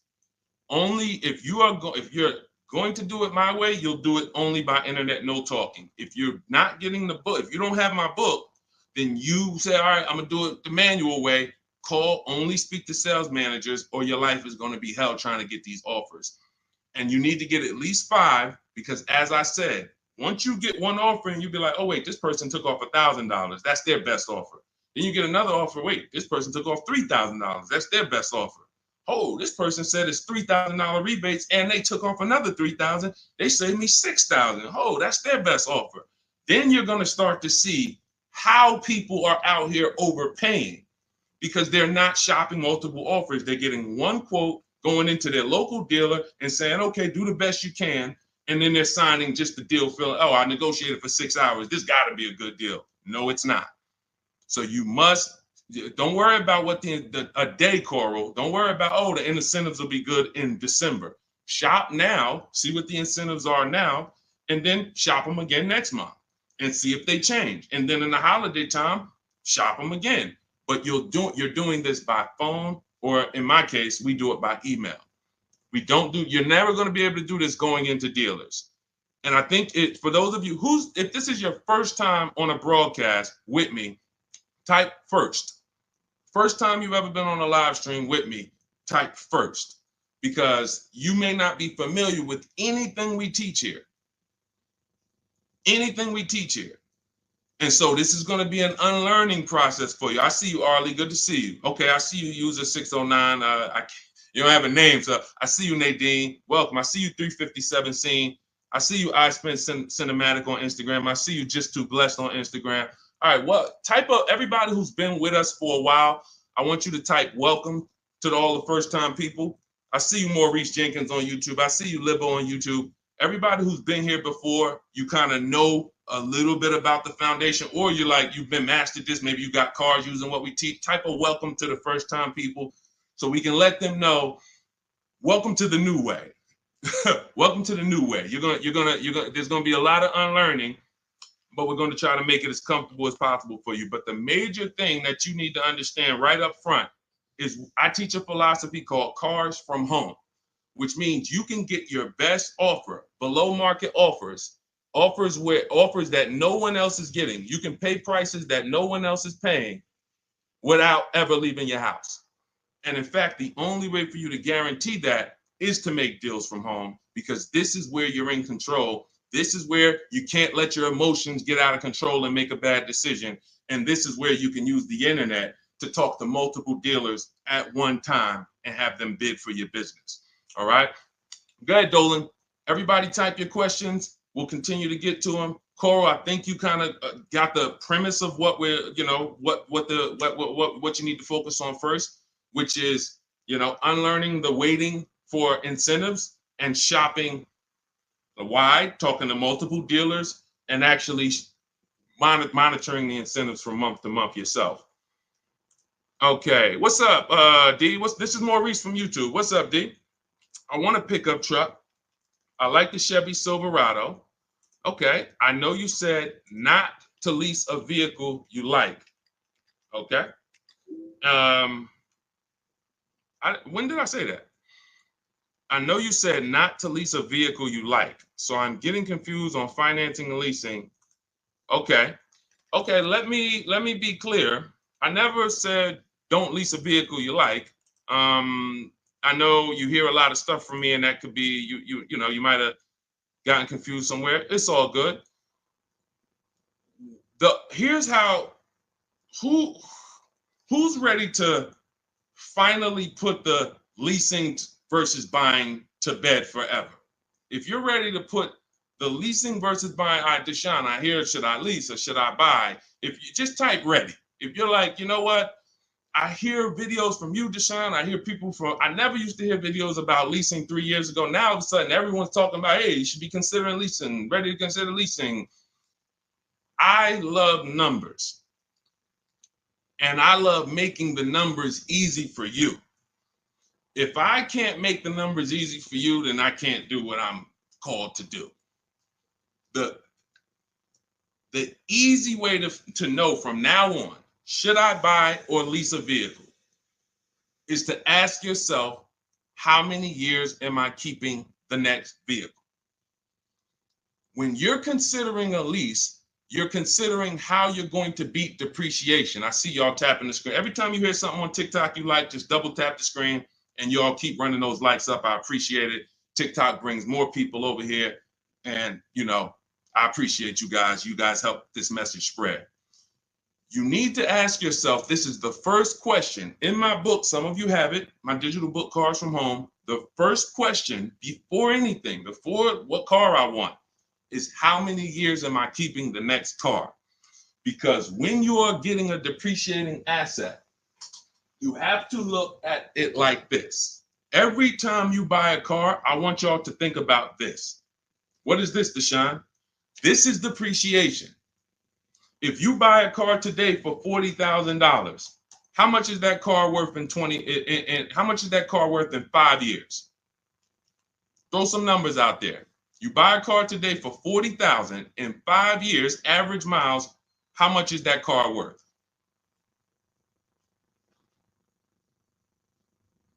How much is that car worth? Throw some numbers. 22. That's a good estimate. That's a good estimate. 357 said 4,000. You're not losing that much unless you just bought trash. Now, there is something coming to electric car owners soon, and we'll talk about that. Remind me to talk about the huge warning I have for electric car owners before we end it. 20,000. Now, check this out. If you buy a car for 40 and it's worth 20, okay, that's good. That's half in 5 years. I think it's going to lose more than half in 5 years, quite honestly. But when you're getting your car, you're trying to ask yourself, how am I going to beat depreciation? How am I going to prevent having something that I tie up money in for 5 years and that money is just losing value every time? Now, the way you beat depreciation is to keep the car a long time. Who has a car outside right now that they've had it more than 8 years? Type me. You know, if you have that car more than 10 years or 8 years, 10 years, you're not worried about what it's worth. It's going to be worth the same next year, about the same next year as it is today. That means you beat the depreciation. That means your depreciation is no longer like this. It looks like this. Today, your car is worth $8,000. Next year, your car will be worth $7,500. You're not losing that much value. Now, if that's not you, Deshone, I don't keep a car that long. 8 years, are you kidding me? No way I'm keeping a car that long. You should be shopping for a lease. Because when you get a below market lease, let me show you what a below market lease looks like and why there's no comparison to a below market lease versus a person who's buying. I'll take a random deal. Let's take Rosalie's deal. Rosalie she just got an Infiniti. I'm showing it on YouTube. Y'all can't see it, but I'll spell it out for you. She just got a $60,000 Infiniti truck. She's paying $592 a month, no money down. She gave him $592, drove off. Now, she got that price by getting multiple offers like I teach. You're not going to walk into a dealer and get that price. She contacted dealers online, had multiple dealers submit offers. The best dealer came in at $592 for a $60,000 vehicle. That's what we consider a 1% lease or less. Major value is the 1% lease rule has been around for a long time. $592 a month for a $60,000 vehicle. On the opposite end, we got people going out buying that $60,000 vehicle. If they did no money down, that's a $1,200 payment. So it's not even close. And it comes down to depreciation. All you have to ask yourself is, am I going to shop for a car that I'm keeping more than 8 years? If so, I'm purchasing. Don't think about leasing. It's not even important. Don't even think. People say, Deshone, you think everyone should lease? Absolutely not. If you're somebody who has the discipline and values to keep a car 8+ years, you should not be leasing. You should be shopping for a below market purchase, new or used. But if you're not keeping a car 8 years, you are spending thousands of dollars more than a person who's getting great lease deals. It's not even close, thousands more every year. And they're driving better cars than you. So Maurice, the only question you need to know about leasing is, are you going to keep this Chevy Silverado 8 years or longer, or less than 8 years? If less than 8 years, you shop for a lease, brother. Okay? Go ahead, Dolan. Next question. That's the formula, guys. That is the first question you ask yourself. The buying versus leasing question. How am I going to beat depreciation? Nothing more important than that. Got to put your deal on the right foundation. Okay, this is 777 from TikTok. They repoed my car. Do I still have to pay for the remaining balance? Well, that's a credit situation. When they repo your car, it's going to end up on your credit, and until you settle that balance, it's going to be there as a repo, and it's going to hurt your credit more. So at some point, you're going to have to deal with that.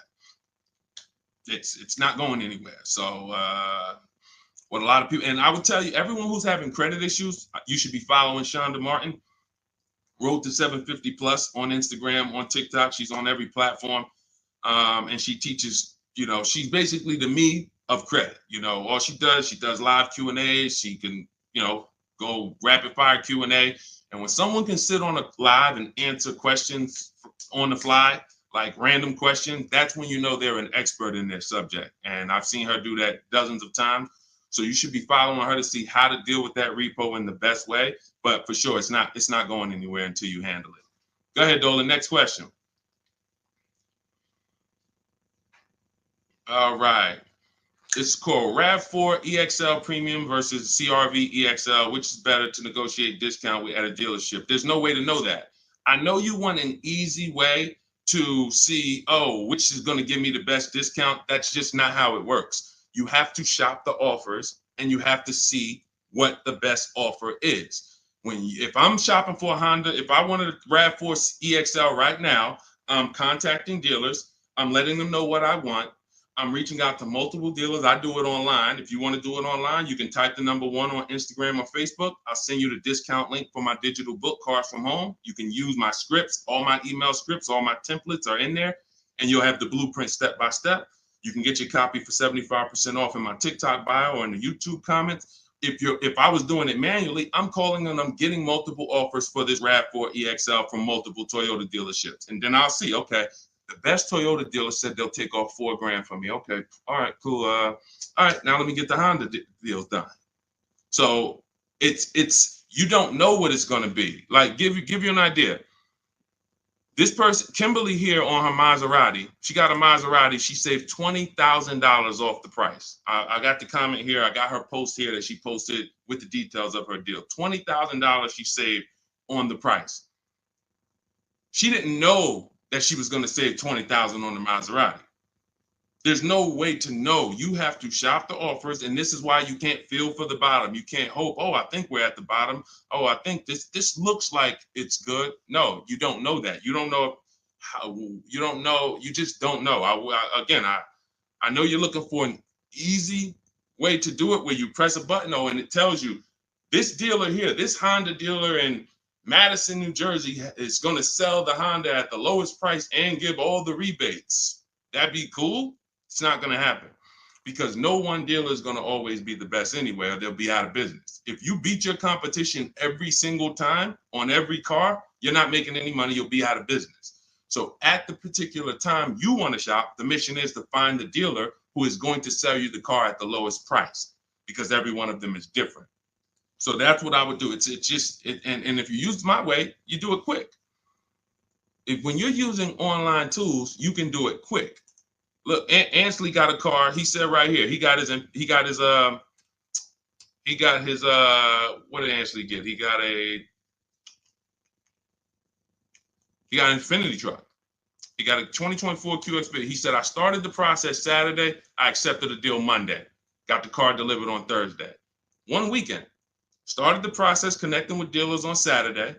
Had offers coming in, accepted an offer on Monday. He got a 1% lease deal, $554 a month on a $58,000 vehicle. You can do this on new cars. You can do this on used cars. You have the internet as at your disposal. You just don't know how to use it. And you have people you have two departments in car dealers. You have what I call the sales floor. That's who I used to work with, the sales floor. Then you have the internet sales department. The internet sales department is to try not to give you a price and to make people who are trying to shop online get frustrated so they eventually come in. That's the goal of the internet department. And you have to know that the reason why it's hard for you to get quotes online is because you don't know what to give a dealer to get quotes. You don't know. You got to give them your zip code so they can work the tax. You don't know. They need to know what vehicles are in your household. You're getting defensive. Hey, why are they asking me for this? Well, it's because they need this stuff. That's why in my templates, I give you this stuff. They need to know what cars are in your household. They need to know when your deadline is. They need to know what your zip code is. They need to know what credit they should assume. These are the things this is why, Deshone, I tried shopping online, but it was so hard. I know, because you don't know how to do it. And if you admit you don't know how to do it, then we can help. But without unlearning, without saying, you know what, I need to unlearn this stuff that I was taught, you're just going to keep repeating that. So that's why I'm bringing you this and showing you people who are just like you. You have to shop the offers. And once you do that and you learn how to do it in 90 minutes, you'll be like, oh, I can shop any offer I want. Any car I want, I can find out what the best offers are in 90 minutes. But we got to get you there. Go ahead, Dolan. Shoot the next one up, bro. Unique Devo on Instagram. Car payoff 1 year. Should I trade it? 2015 still running. Well, it sounds to me like you want a new car. Look, the cost of replacement is expensive. If you're considering replacing your car, I always say it's always cheaper to keep it. It's always cheaper to keep it. If you can put, do you have a local mechanic? You should. Everyone who has a car, especially an older car, you should have a local mechanic. Why? Because a local mechanic is going to save you 50% off of what a dealership is going to go through. There's some people who religiously go to dealerships every time something on their car goes wrong or breaks. They go to the dealership. Even with engines. Yeah, Deshone, I put a new engine in and paid $10,000. Listen, local mechanics will actually save. They're worth their weight in gold. And so if I can keep my car running, that's what you want to consider. Now, you still owe money on this car. So you shouldn't be buying cars. You should be leasing cars. Because anyone who is replacing their cars while they still have a payoff should be leasing. That's a clear indicator. There's many indicators. I gave you one. If I'm not keeping the car 8 years, I should be shopping for a lease. If you historically replace your cars while they still have loans on them, you should be leasing, because you're paying all the time. You're never getting to what I call the reward stage, which is a paid off car that is not depreciating anymore, that's in your driveway. You can keep it. You can give it to a family member. It's just a dependable vehicle. You pay a little bit every year to keep it running, but you have hundreds of dollars every year that are thousands staying in your household because you don't have a car payment. That's the reward stage. You have to get there. And if you're like Deshone, I don't keep cars that long, then you are overspending and you should be leasing, paying low payments, cents on the dollar. My first lease, I paid $256 a month for it. $256 a month. I had a Pontiac G6, brand new car. I had a friend who was paying $500 a month. Bought a Toyota. Bought it. And that's cool. If I wasn't in the car business and if I didn't have my sales manager at the time say to me, hey, why don't you lease something? I wouldn't have known. I probably would have went and bought something too. But once I saw that, I'm like, wait, I'm paying half the price of my peers. I'm driving a brand new car, and it just kept going. I leased after that, I bought a Pontiac G6. I kept that for 6 years. I didn't know about the 8-year rule at the time. I bought it 6, 7 years. Then I leased a Infiniti Q. I got the G25. It was $325 a month. That was my best offer at the time. That was a $35,000 vehicle. Then I got an Infiniti Q50 when they first came out. That was a $44,000 vehicle. I paid $345 a month. Then I got another Q. I had 3 Q50s in a row. The next one was $365, and then the highest one went up to $390. I want to say $390. So yeah, $390. I never went over $400 a month. These are $45,000 vehicles. Then I got a Jeep Grand Cherokee 2018, $35,000 vehicle, $330 a month. They're lying to you. Like all of this stuff that they're programming you to, leasing is renting a car. Banks don't buy cars. Pay attention to what I'm saying here. Banks don't want cars on their books. Why don't banks want cars on their books? Because they're depreciating. And look, let's address this. Rick just said on TikTok, but leasing a vehicle only gives you minimal mileage. You pick the mileage on a lease, Rick. You pick the mileage, brother. Hold on. Turn off this. You pick the mileage. Let's get into some real misconceptions about this whole leasing thing. They give you the mileage. Anytime you've ever heard of somebody going over their mileage, if it wasn't a life change situation, like, I used to live close and then I now live far, it's because they wanted to save $20 a month. The payment for 10,000 miles a year was $380. The payment for 12,000 miles a year was $405. They said, you know what, give me the $380. And then get ridiculous. If I go over, I'll just buy the car. Horrible. Why would you buy a car that is not meant to be bought? When you look at the price to buy a lease out, it's not meant to be bought. They don't want you to buy it. They want you to give it back to them so that they can sell it as a pre-owned car. So they say, bring this car back in 3 years, have 30,000 miles on it. You can buy it. You go over by 10,000 miles and then you buy it for the same price. It's just horrible. But it goes back to the fact you didn't pick the right mileage. The difference from 12,000 to 15,000 miles a year is $25-30 a month. So when you're sitting there and saying, shoot, all right, give me the 12,000, knowing you drive 14,000 miles a year, you just ruined your lease experience. Don't blame the lease. Don't blame the lease.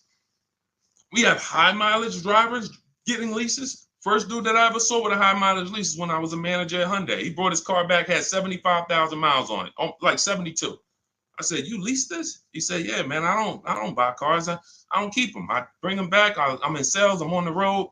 Man, I pay my payment. I bring them back in 3 years, get me another one. I said, this is interesting. Because the dealerships didn't teach me this. My customers taught me this. My customers' experience taught me these things. I said, whoa, high mileage lease. I saw his payment. This dude was only paying $175 more a month than a normal car payment. $175 more a month, and he gets to drive 25,000 miles a year. But had he bought his car, he'd come in with 10,000, 12,000 negative equity. So, high mileage drivers, if there's high mileage drivers on here, you guys can ask questions specifically about leasing for you, and we'll talk to you. But man, I'm shouting from the hills and showing people proof that you cannot get a good deal if you buy your car, but you should have leased. People out here driving, we're out here driving cars, brand new cars for hundreds a month less than you. Because someone talked you into buying and said, well, but they're renting those cars. Yeah, all right, okay. All right, I've been renting cars then for the last 20 years of my life, driving brand new cars and keeping a lot of money in my household when other people are putting them into new and used cars. Okay, yeah, I'll keep renting it. Go ahead, Dolan. Shoot the next one up, brother. Quintel Jameson on YouTube. Can you talk about the best process for turning in a lease and getting a new lease? First thing you want to do is do an equity assessment. Do you have any money you can make on that lease? Step 2 in my book, after we decide whether we're going to buy a lease, you already decided you want a new lease, so you check off step 1. Second step is, do I have equity in my lease? All through the pandemic, we had people selling leases. I helped hundreds of people that I know about sell leases for $7,000 to $10,000 to $12,000. A lot of them you can see in my older videos. They say, yo, man, you helped me make 7 grand. Yo, I sold 2 leases. I made 15 grand. My mother sold her lease. She made 10 grand. I sold my Jeep Grand Cherokee lease. I made $9,000 back then. But that's when all the resale values were high. So so we're not making that much anymore, but there's still an opportunity to have equity. And if you drop off your lease without doing an equity check, then you literally are giving money to the dealer. We have to do it. And here's how you do it. You call your bank, you ask them what your payoff is. Once you get your payoff, then you call and you go to these 6 websites. You do this in 20 minutes. Go to Carvana.com, go to CarMax.com, go to Driveway, go to KBB Instant Cash Offer. That's going to connect you with a local dealer online to put a price on your car. All of this stuff is instant. And these are all companies that you go to, you look at they look at your car, they say, okay, looks good. They go to the accounting office, they come back and give you a check. It's that simple. AutoNation and Car Gurus, we get 6 offers because everything we do is a bid. Like in the Cars from Home way of getting cars, the way we guarantee we got all the money and we saved all the money and we paid less than everyone is we get bids. Online systems allow you to get bids. When you shop on Amazon, that's a bidding system. That's a bidding system. The real estate market at large is a bidding system. They use competition to create the price. The only industry that doesn't is the car industry, but we do it. Cars from Home, we do it. So you're going to get those 6 offers and you're going to see, can I break even selling this car? Can I make 1,000, 2,000, 3,000 selling this car or more? Some of you have a lease and you didn't drive that much. Deshone, I had the lease. I only put 5,000 miles on it. You should be selling that lease and putting some money in your pocket before you go into your next lease. So, I know there's a lot of people on here. You might have didn't know you could sell a lease. Type a question mark if you didn't know that you could sell a lease. Sean, I never even knew I could sell a lease. Type a question mark. Type a question mark. First thing we ever do before we return a lease, because we are not going to depend on a dealer. I see you, Stephen Romero. Thank you for being honest. I see you, Jason Wilson. If you didn't know you could sell a lease, how much does that cost you? How much does that cost you already? I see you, Rick. Shout out to the people being. I see you, Stino, Cat Mom. I see you, Quintel. Yeah. So what we do before I will never return a lease, and we do this about 6 months out before the lease is up. We do this equity assessment. It's the second step in my process. All of this is in my book. If you guys want if you're like, Deshone, I want the blueprint. Give me the step-by-step. That's my new digital book, Cars from Home. Anyone on Instagram, you comment 1, I'll send you the link to get it for 75% off. If you download it immediately, you could be reading it today, using it, getting a car next week. Same thing on Facebook. Type the number 1. I'll DM you a link to get it at 75% off. And if you're on TikTok, go to my TikTok bio. Now, this is only for 30 minutes. This is a welcome offer for my new book. This isn't like, oh, we don't, just 75% off. This is what I do as a welcome offer for everyone to give you an opportunity. You won't pay the normal $97 price for the book. You'll get 75% off of that. And you'll have the strategy step by step. And on YouTube, we have a comment pinned for you. So you want to get your payoff. But now, very important, Quintiel, when you go on those websites I just mentioned, those 6 websites to get those offers, when they ask you, do you own the vehicle? Are you leasing it? Or are you financing it? Just type own. You want to know, what would you pay for the vehicle? When you call your bank, you're going to ask them, do I have a third-party restriction? So you're going to get your payoff. You're going to ask them, do I have a third-party restriction? If they say no, that means you can sell direct to the highest bidder. If they say no, there's no restriction on who you can sell. You can literally sell directly to them and get your check. If they say you do, and there are companies like Toyota, Chase, there's a couple leasing companies that don't have third-party restrictions.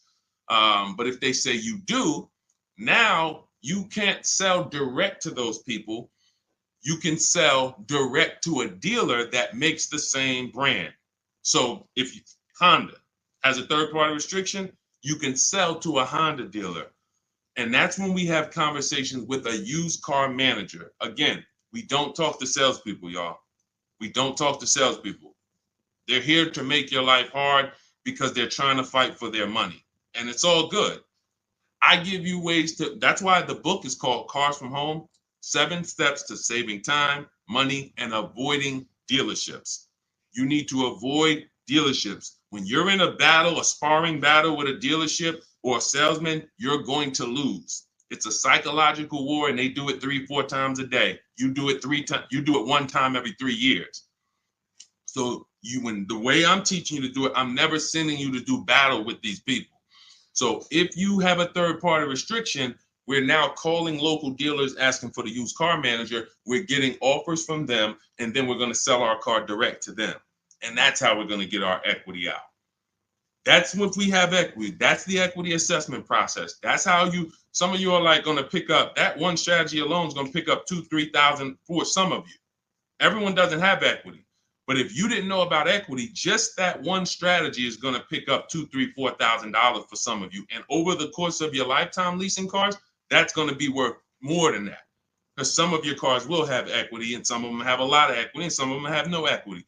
But if you don't know about it, every single car that you give back to a dealership, you just gave them $2,000, $3,000, $4,000. And then you wonder why they say, good news, we got this deal done for you. You don't even have to put any money down. Yeah, because they're using the money from your old car. So once you assess your equity, that's when we go into shopping for the new car. We got to see if we have equity first before we think about shopping for our new car. That's step 1. Okay? Do that before anything. All right, Dolan, cue the next one out. See, I'm not going to give her, if y'all notice, I'm not going to give her the whole playbook. Why? Just to confuse her? I'm not going to tell her, oh, once you do this, then go do this, then go do this. And then when you check your car, this is how you do your test drives. And this is how you make sure. And then this is how you, why would I do that? I like step by step. Does that make sense? Type the light bulb emoji if you're on a cell phone. Type the light bulb emoji if that makes sense. Why would I give her what to do at step 5? She hasn't done step 2 yet. Get your equity, Quintiel. Find out if you have equity first. Do that exercise that I just said, and then come back and we'll talk about the next step. You come back and say, Deshone, I did it. I don't have equity. Perfect. Now let's move to the next step. Deshone, I did it. Good news. I have $3,000 of equity. Perfect. Now let's move to the next step. Okay. Go ahead, Olin. All right. So here we go. This is Selly H20 from Instagram. My vehicle was totaled this week. Sorry to hear that. Hope you're all right. I'm going to the dealer today. What should I know? The dealer today, there's 17,000 new car dealers in this country, 100,000 used car dealers. Every dealer has a different price. So you're going into what is the benefit to you of going into the dealer? You think, oh, well, I'm sold on my car.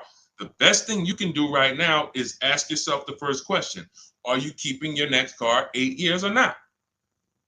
Are you keeping Selly H on Instagram? Are you keeping the next car you're getting 8+ years or no? Let me know. This is Selly on Instagram.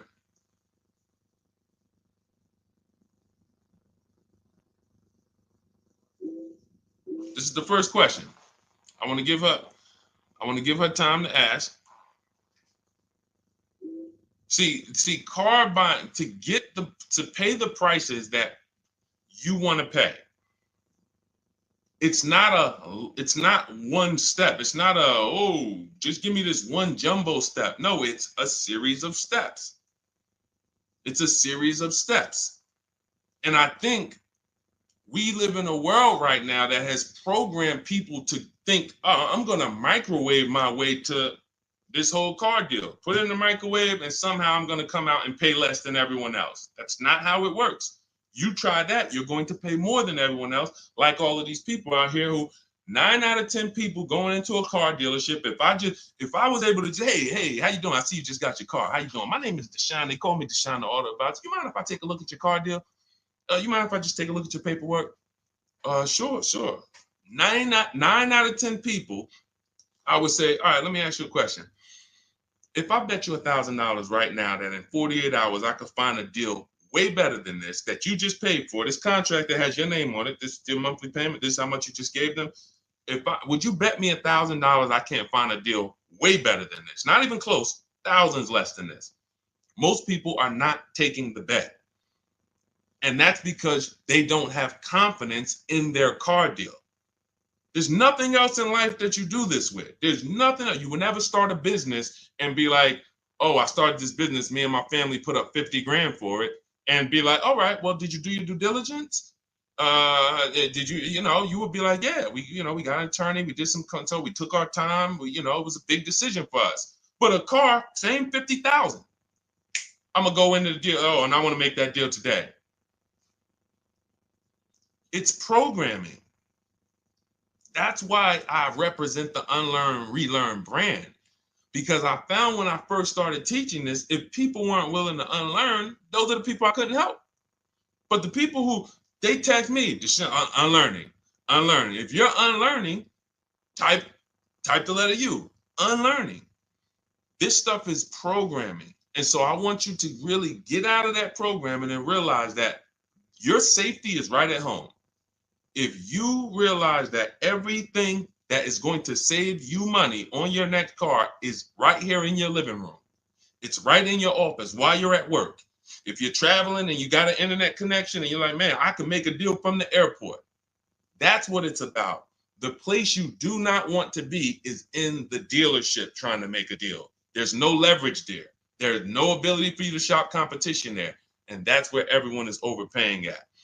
Okay, we just talked about, Brandy, how to assess equity.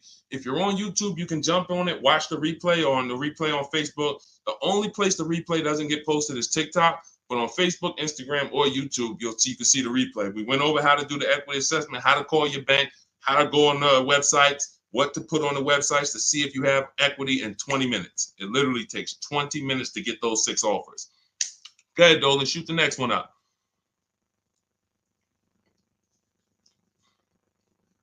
Steven Romero from TikTok, shopping through Carvana. Carvana is one marketplace. That's all it is. Carvana, I know Carvana is, oh, you don't have to see, the reason Carvana wins is because people are scared of dealerships. There's no other reason than that. Carvana has historically paid more, especially throughout the pandemic. They were paying more to buy cars than anyone else. So let me ask everybody on here a question. We got at least, we got a good number of people on here. Let me ask, got some intelligent people.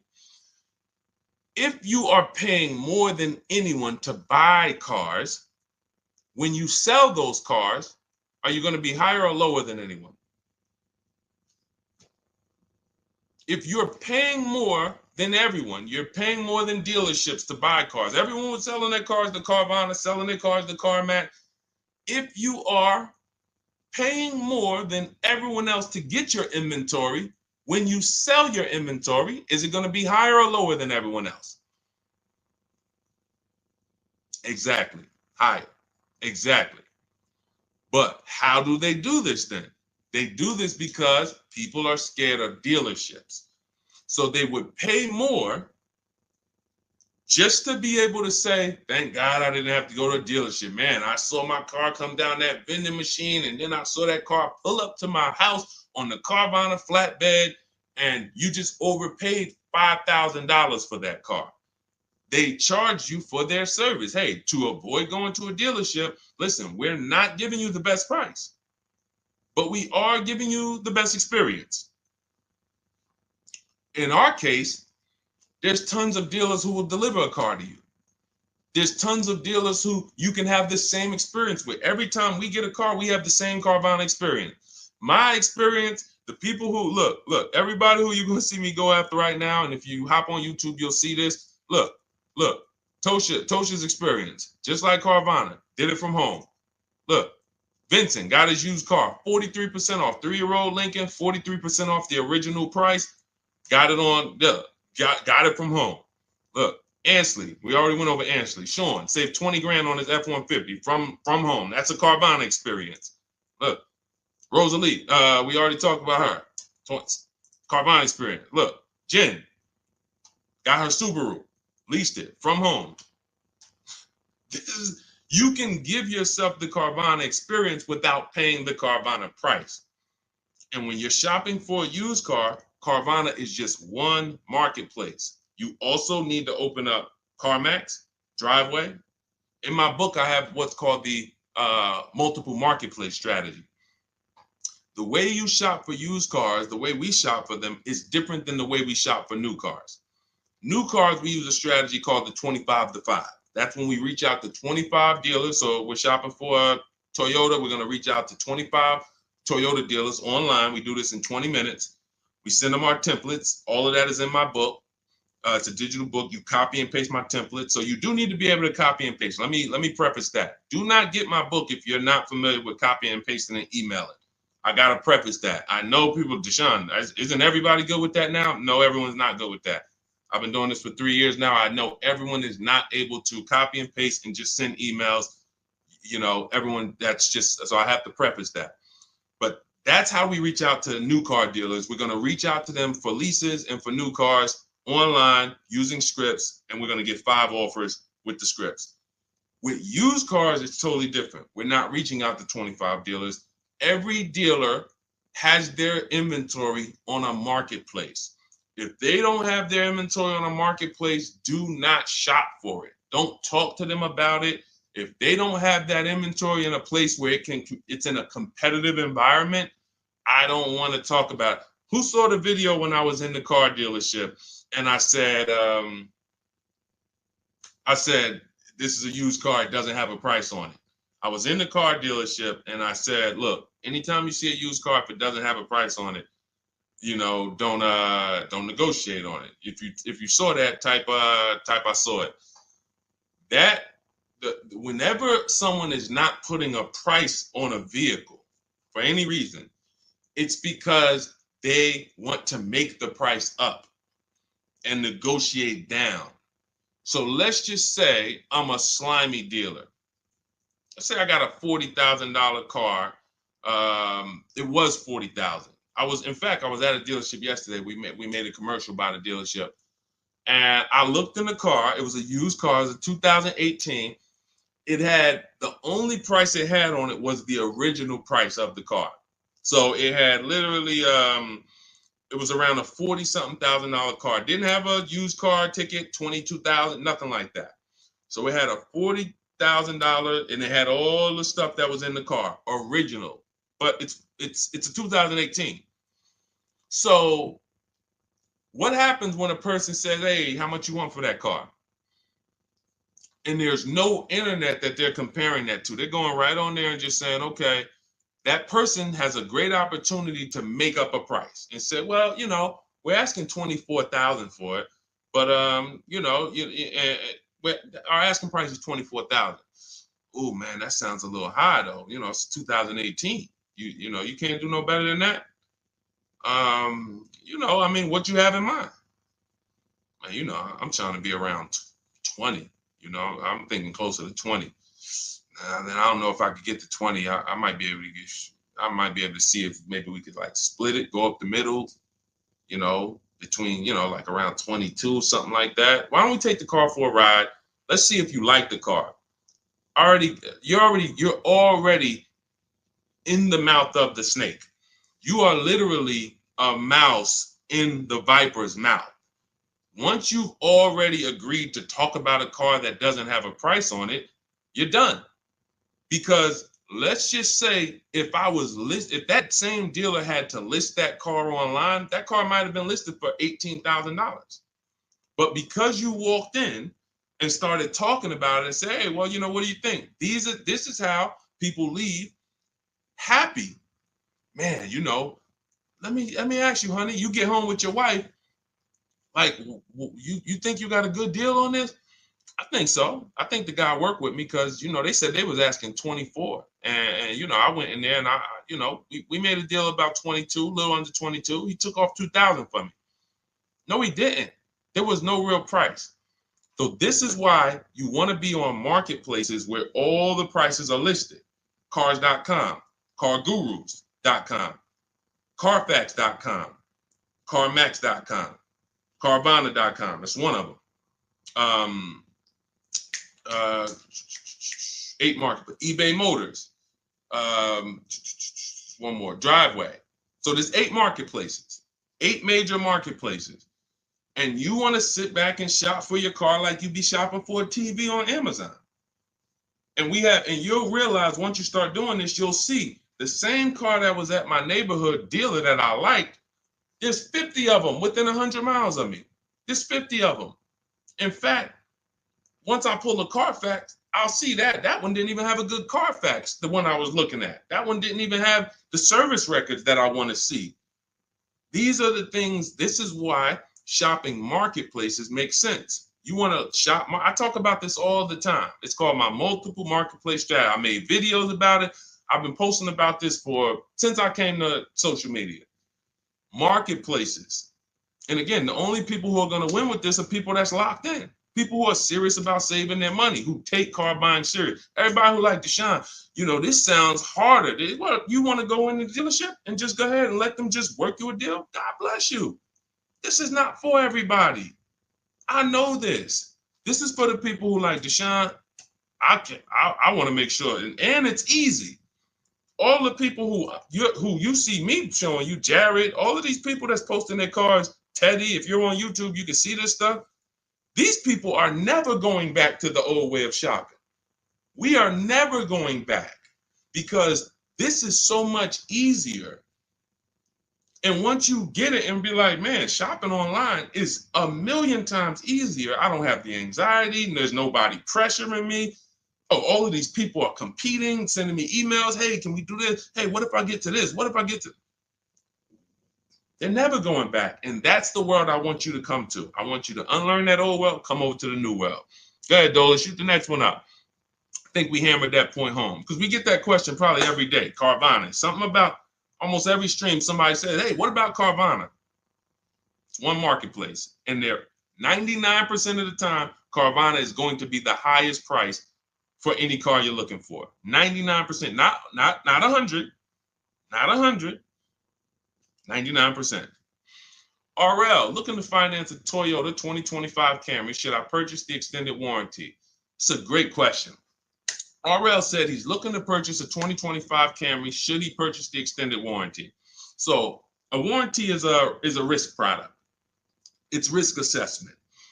I might buy something and I don't use it.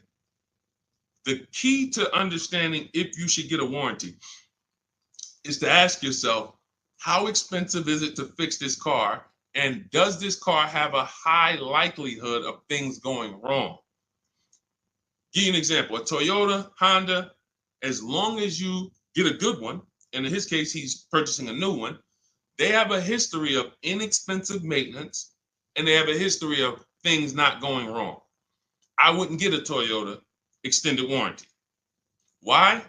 Because the $1,800 or $1,500 or $2,000 I'm going to pay, I have to get that money back and then some to make it work, to make it worth it. That means $3,000 of things need to break on that Toyota for that warranty to have made sense for me to get. Now, on the other hand, when I work with Mercedes, some of you know I worked with Mercedes for 5 years. Every time I would have a client who was getting a Mercedes, I would ask them, how many years you keeping the car? If they said they were keeping it a long time and they weren't going to lease, then I would tell them after we made the deal, buy as much warranty as you can afford. That was and some of my clients in New Jersey, they can attest to that. That was I was very unapologetic about it. Buy as much warranty as you can afford. Because when something breaks on a Mercedes-Benz, nothing is less than 4 digits. There is no, oh, this broke. It's only going to cost us $400 to fix. Nope. So the price of the extended warranty on a Mercedes-Benz or a BMW or a Porsche or anything that has a high, and I have this, we handle this in my book in step 6. This is in the paperwork and protection step. Everything is accounted for. So everything on this stream I'm teaching is out of my book. It's everything. So when we're looking at, and where does this vehicle rank in terms of repair costs? Is it on the higher side? If so, the warranty makes more sense to get.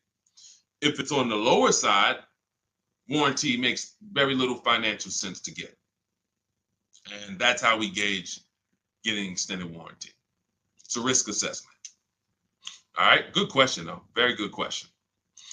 All right, go ahead, Dolan. Shoot the next one up. Too Cool 09 from TikTok. Should I buy or lease a vehicle through my LLC or through myself, or does it matter? This sounds like you don't have a business where the actual car is being used.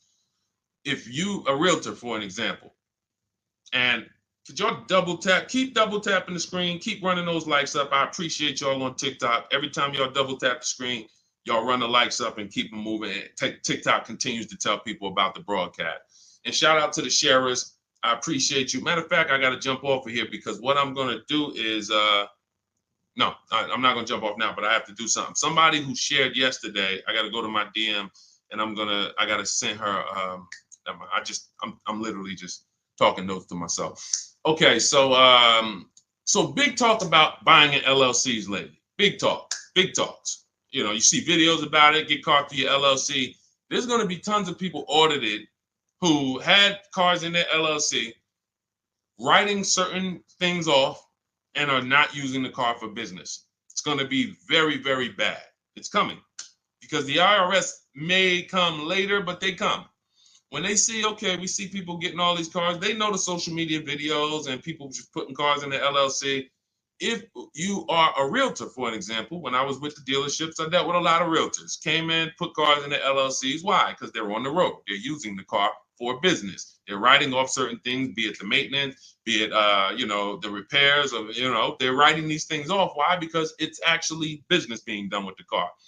On the opposite end, you have people who have no business at all that involves that car. They're not traveling with that car to clients' houses. They're not doing it, but they want to buy the car and they want to write off tons of stuff or have some type of tax advantage. And now, I'm not a CPA, I'm not an accountant, I'm not giving you tax advice. I would just tell you that if your business does not involve a car or travel, I'm not going to ever tell you to put a car in an LLC name. Now, you talk to your accountant about that, talk to who does your taxes, but that's really the basis of if I should get a car in my LLC or not. Does my business do business with a car? That's it. And after that, you decide, how long am I going to keep the car? Then it goes back to the most important question. How many years am I going to keep the car? 8 or more, I'm going to buy. Less than 8, I'm going to lease. That's it. That's it. A lot of audits are coming. I'm telling you. You see the PPP loans. It took a while, but people are going to jail now. It's going to be the same way with these cars. People are not going to be able to pay some of these people getting Range Rovers. Yo, hey, I see you. You got this Range Rover.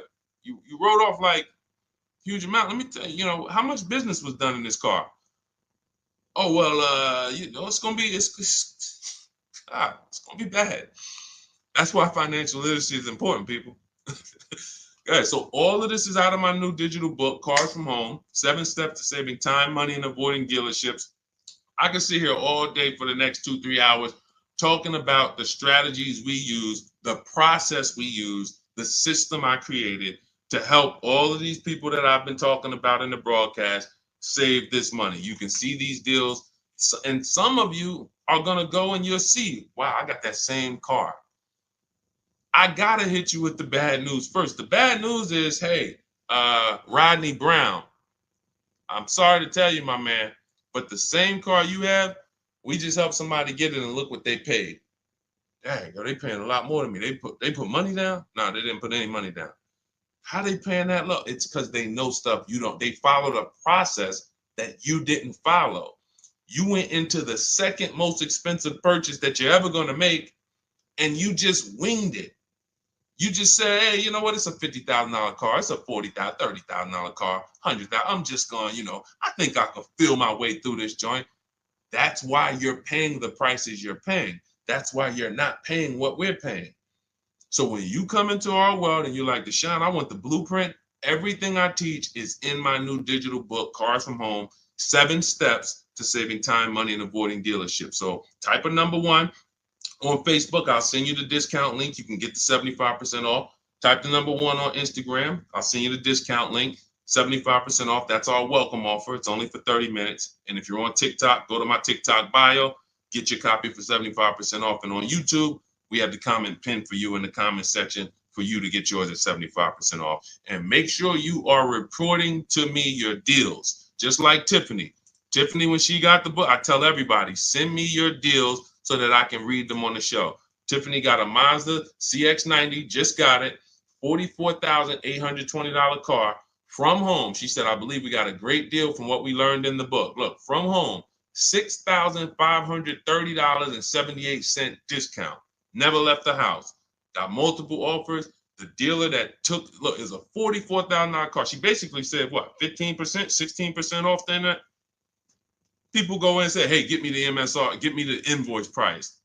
She blew invoice price away using the book. Get your copy. It'll be in your inbox now. Make sure as soon as you purchase, you screenshot the thank you page. I tell you, you'll see it big. Screenshot this page. Why? There's a support email on there just in case for any reason you don't get the book. It's usually because you type a letter wrong in your email. You're typing fast. You can reach out to my support team to make sure that you get your book. I want you reading it now. I want you using it now so that you can be like Ansley. He said, look, I started the process on, I started the process on Saturday. I accepted the deal Monday. Doesn't take long. Doesn't take long. You can literally be you can be signing a below market deal in 3 days using the strategies. These are not meant to, this isn't going to school. You know, I spend a lot of time in these videos warning you what not to do.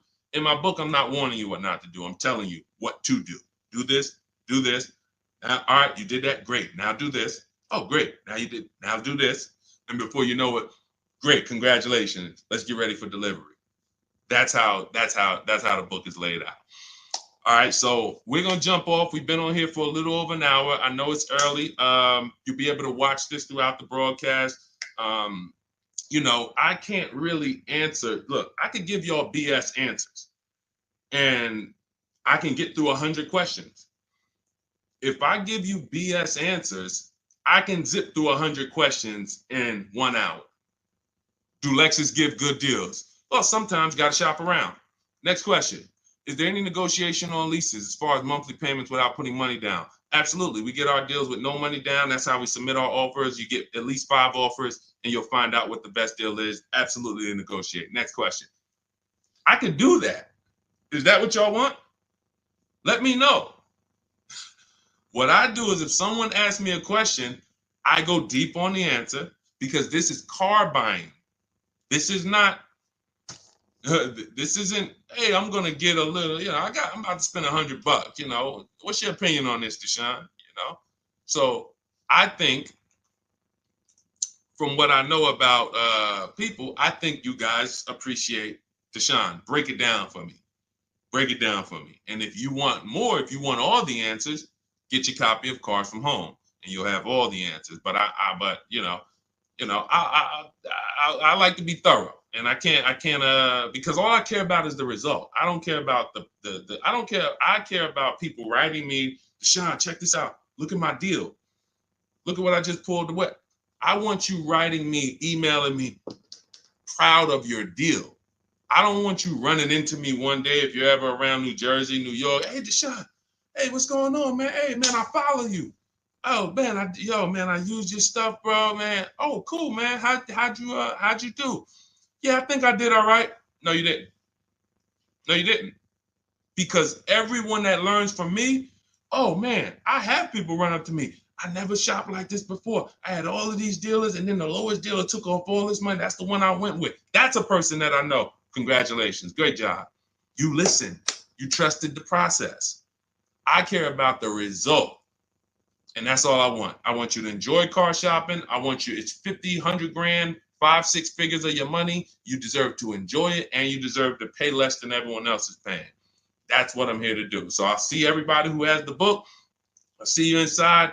Use it. You'll see I link to a couple videos in there. You'll see it's some surprises in there. That's not a traditional book. There's links to videos. I got links to scripts in there. You'll see. You'll see why it's a digital book. And it's a one-time purchase. Anytime something gets updated, like Vroom went out of business a couple months ago, they used to be in our strategies. They were in our marketplaces when we shop for used cars. Vroom was on that list. And they were in the when we do our equity assessment, Vroom was on the buyers list. If I had mailed out a book, if y'all were buying a physical book for for these strategies, that means now I got to make another book, and then I got to say, all right, guys, well, this is edition 2. That was edition 1. Vroom's out of business. Next thing you know, you're getting edition 40, and you're like, dang, every time a new website comes out, because we do online, dang, I got to buy another book. Nope.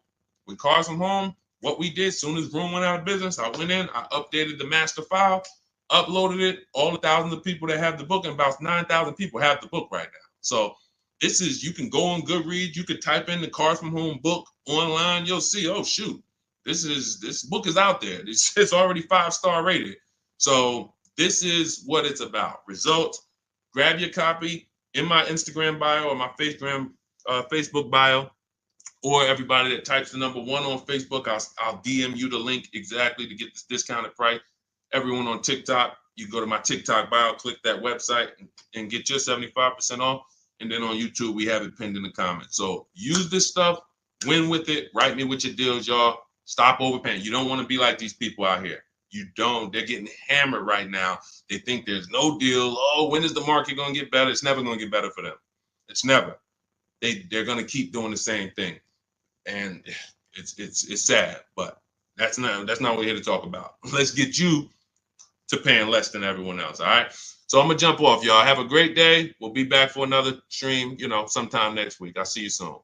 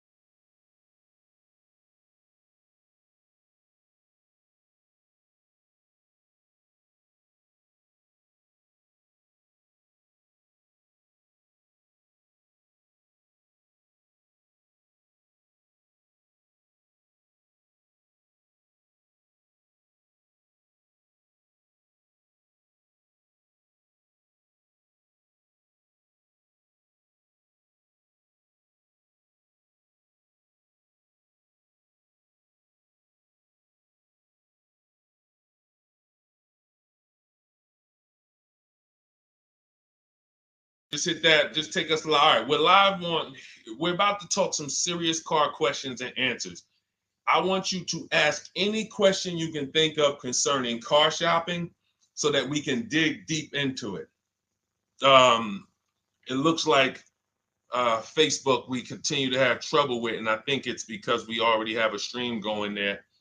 See if you can get out of that stream, Dolan, if you can cancel that stream so that we can get on the Facebook. But I want you guys to start asking your questions. And Dolan, bring the first question in so we could get the show on the road. And then what we'll do is we can check the back end and try to delete the broadcast from Facebook so that we can get on Facebook. Okay, this is Sam from TikTok. So there's a car for $7,000. I want to sell my car worth $12,000. Can you explain that? Well, who are you selling your car to? If you say it's worth $12,000, then all right. We only get offers to find out what our car is worth. We don't use algorithm sites because that's worthless. An algorithm site is a site like Kelly's Blue Book. You punch in your year, make, model, and in 3 seconds it tells you your vehicle's worth $12,000. Right now, we have companies that bid against each other. And what you want to do is you want to go on your computer, go to CarMax.com, go to Driveway.com, go to Carvana.com, go to AutoNation.com, go to Kelly's Blue Book Instant Cash Offer.com, and go to Car Gurus. All of them will connect you to somebody or some major buyer who pays cash for cars immediately. Literally, quick inspection, drop your check, and you're on to you're literally, it's that simple. We are no longer at the mercy of private owners who are going to come by and look at our car and no one buy it and talk us down. There are extremely competitive buyers in the market that I've been telling people about since 2021 when we were cashing out. I was big on telling you guys during 2021 to 2023, during that whole pandemic run, cash out now, because the values of those vehicles will never see them again. So there are some people who cashed out, but that was also the beginning of showing people that you can sell to what is called institutional car buyers. And that is what stopped people from trading their cars. There are people who have learned from me, and maybe other people have mentioned this, that will never trade a car again because you're not getting the money that it's worth. So you go to those 6 companies, Sam, it should take you no more than 20 minutes. They're going to give you their best cash offers. And then you can sell to them and you can go buy something else. But what I want you to get in the habit of doing, everybody, is separating your transactions. What does that mean? Who you sell your car to is different than who you buy a car from. And you need to maximize each transaction. And you're never going to do that mixing all your transactions together, which is what most people do. They go into a dealer and they say, hey, I want to buy a car from you, and I want to trade my car into you, and I need a loan. 3 transactions. We don't do that. We separate them and we bid each one out using online tools. And that's how we get the prices we get. And that's how we pay less than everyone else. Okay. So the biggest thing, first thing, is go to those 6 websites: CarMax, Driveway, Carvana, KBB, Instant Cash Offer, AutoNation. And all of you who want to find out what your car is really worth, you go to these 6 websites, get your 6 offers, and then you'll find out what your car is really worth. We do not depend on any dealer to tell us what our car is worth at all. Okay? Shoot the next question up, Dolan. And you guys can continue to type your questions. We're bringing them in from all platforms. This is Terrell Taylor. By the way, everything that I'm talking to you guys about is out of my new digital book. It's called Cars from Home: 7 Steps to Saving Time, Money, and Avoiding Dealerships. Some of you may have it. If you have it, shout out to those who have it, and shout out to those who've used it to actually pay less than everyone else. And make sure I want you to be like Tiffany. Send me your deals. Send me your deals. When you get your cars, I want you to actually send me the results. Look, this is, oh no, that's not Tiffany. That's someone else who used the book. Look, used the book, got $175 a month less than her first quotes before she used the book.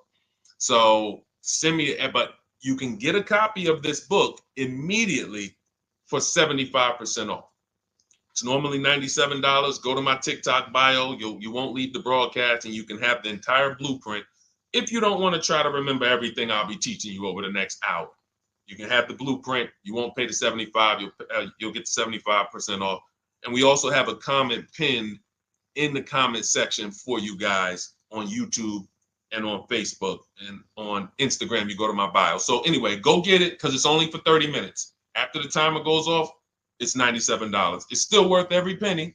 You can Google it. 5-star book. You can see all the people who rated it, all the people who's using it. This isn't a test to do, but I want you to get it at 75% off. It's better to pay $24 than $97. Okay, Terrell Taylor. So you said, Terrell Taylor on YouTube said, I have $35,000 to $40,000 to buy a truck with. Should I buy a used or a late model new, 2022 to 24?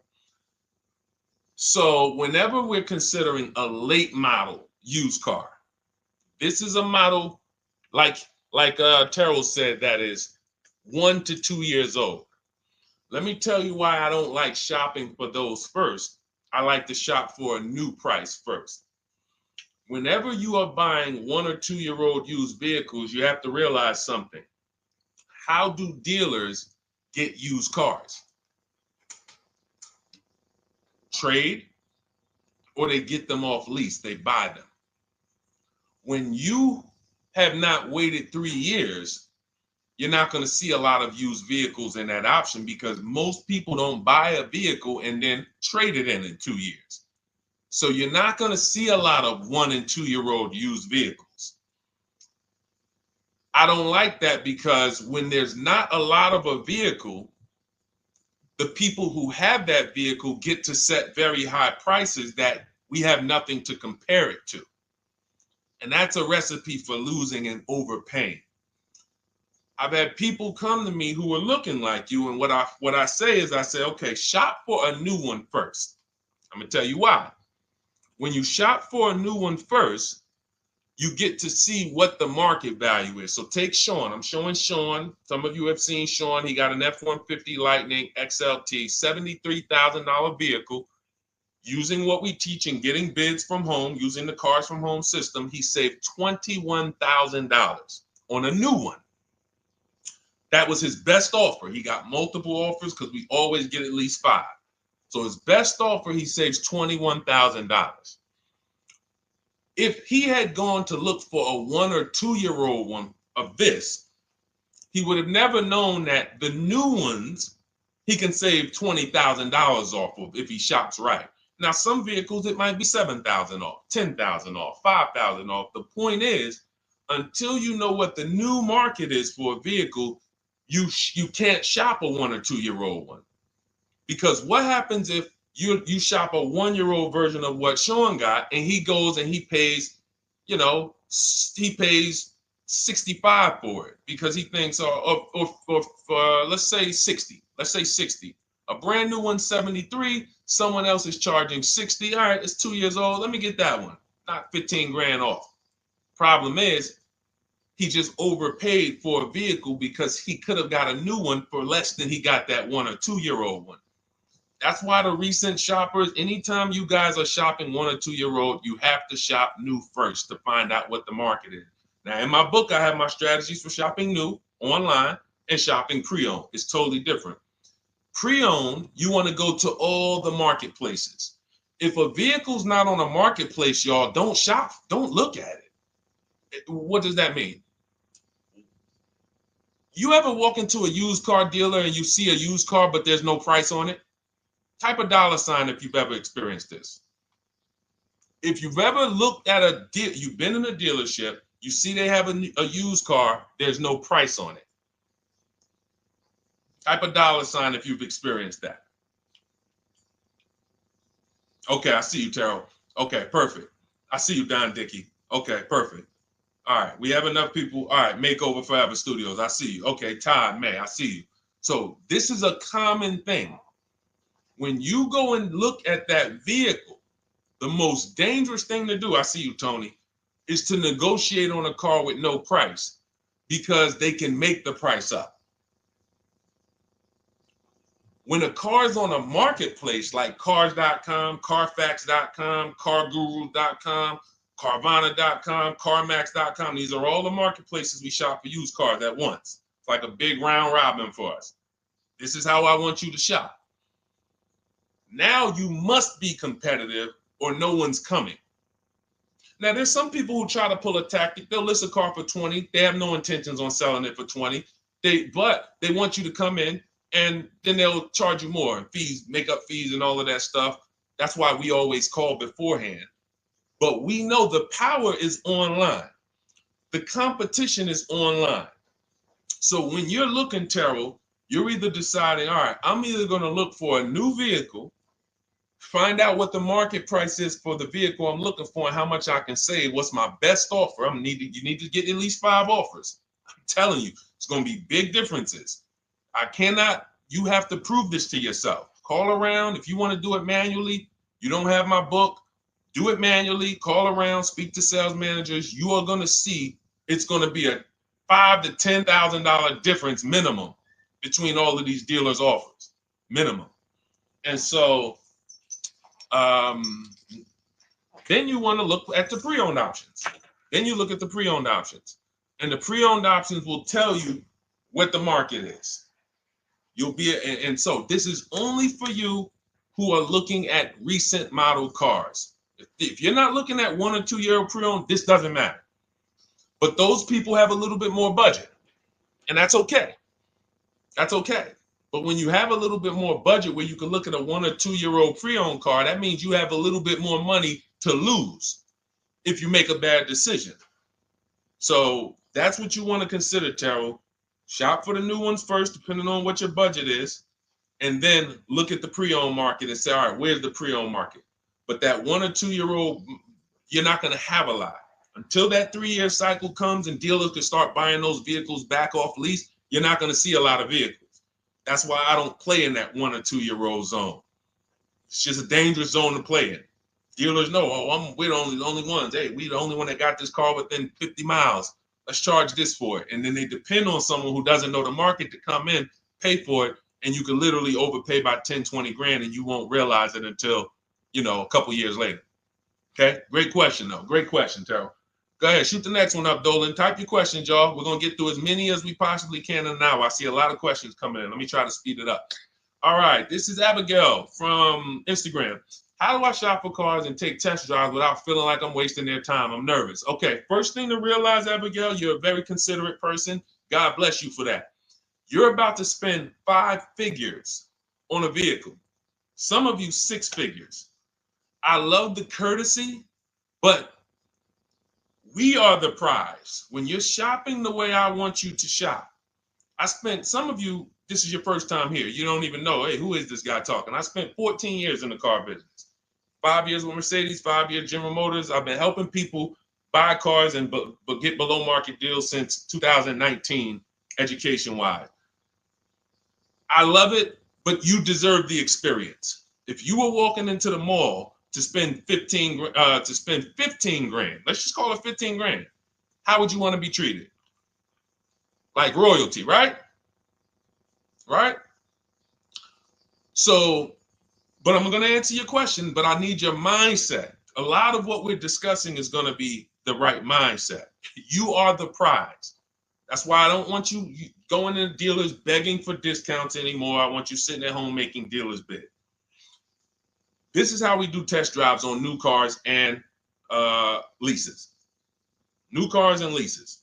This is how we do test drives. I have it in my book because it's that serious. You're either going to have a great test drive or you're going to have a horrible test drive experience.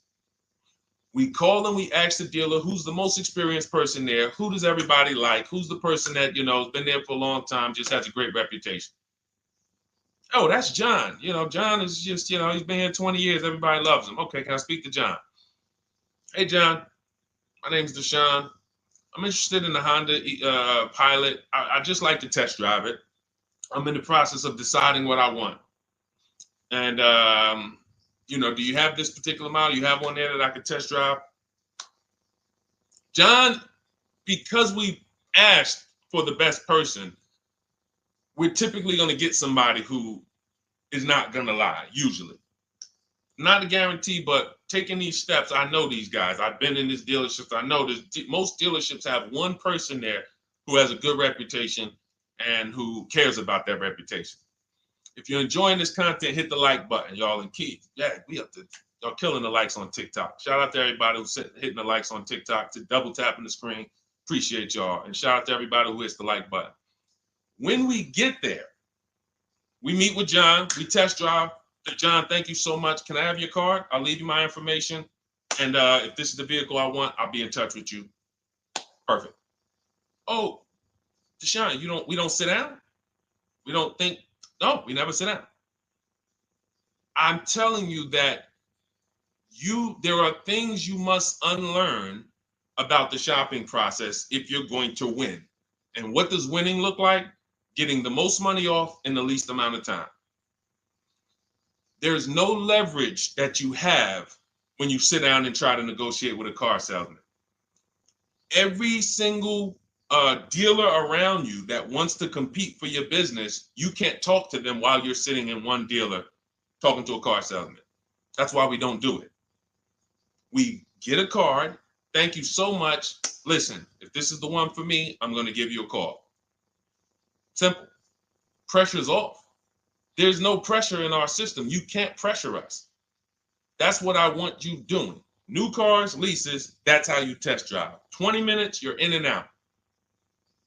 And I'm a car salesman at heart because that's what I am by profession. I would never develop a system that would allow you to waste car salesmen's time. I just wouldn't do it. I developed a system that when our people go get cars, look at Ansley.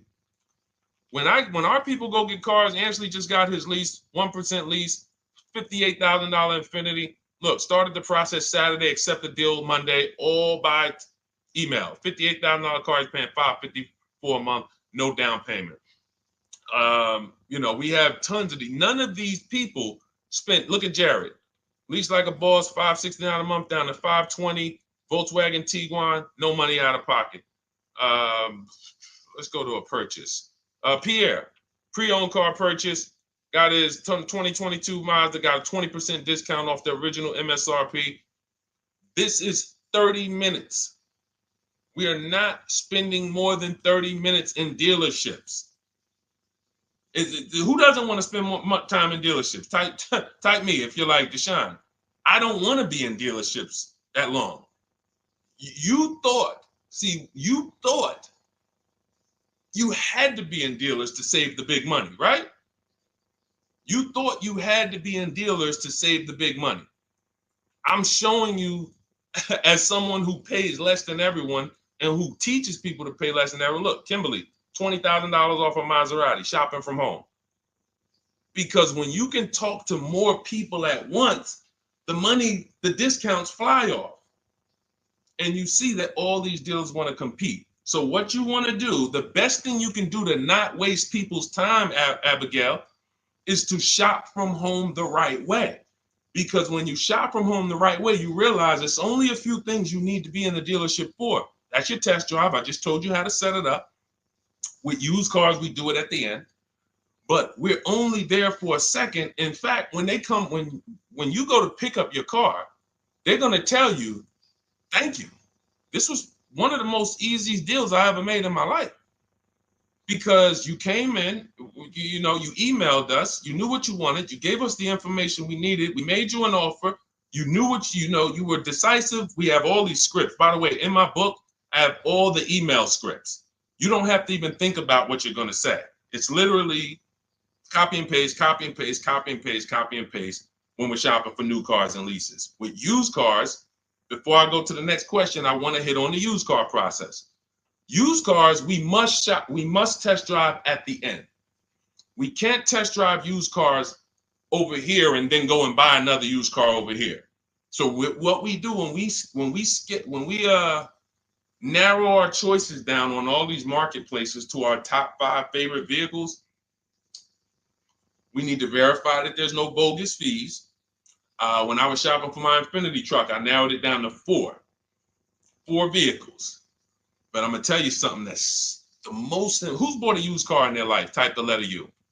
I need you guys to program what I'm about to say into your brain cells for the rest of your life. Type the letter U if you bought a used car or if you plan on buying a used car one day. Type the letter U.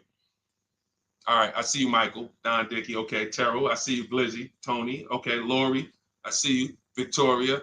Anybody who plans on this. Let me tell you how. Okay, let me tell you how. All right. See, when I'm about to reveal big stuff, I got to kind of see how I want to say it. The marketplaces that we go to look at used cars on, they're never going to tell us what a great price is. And I'm going to tell you why.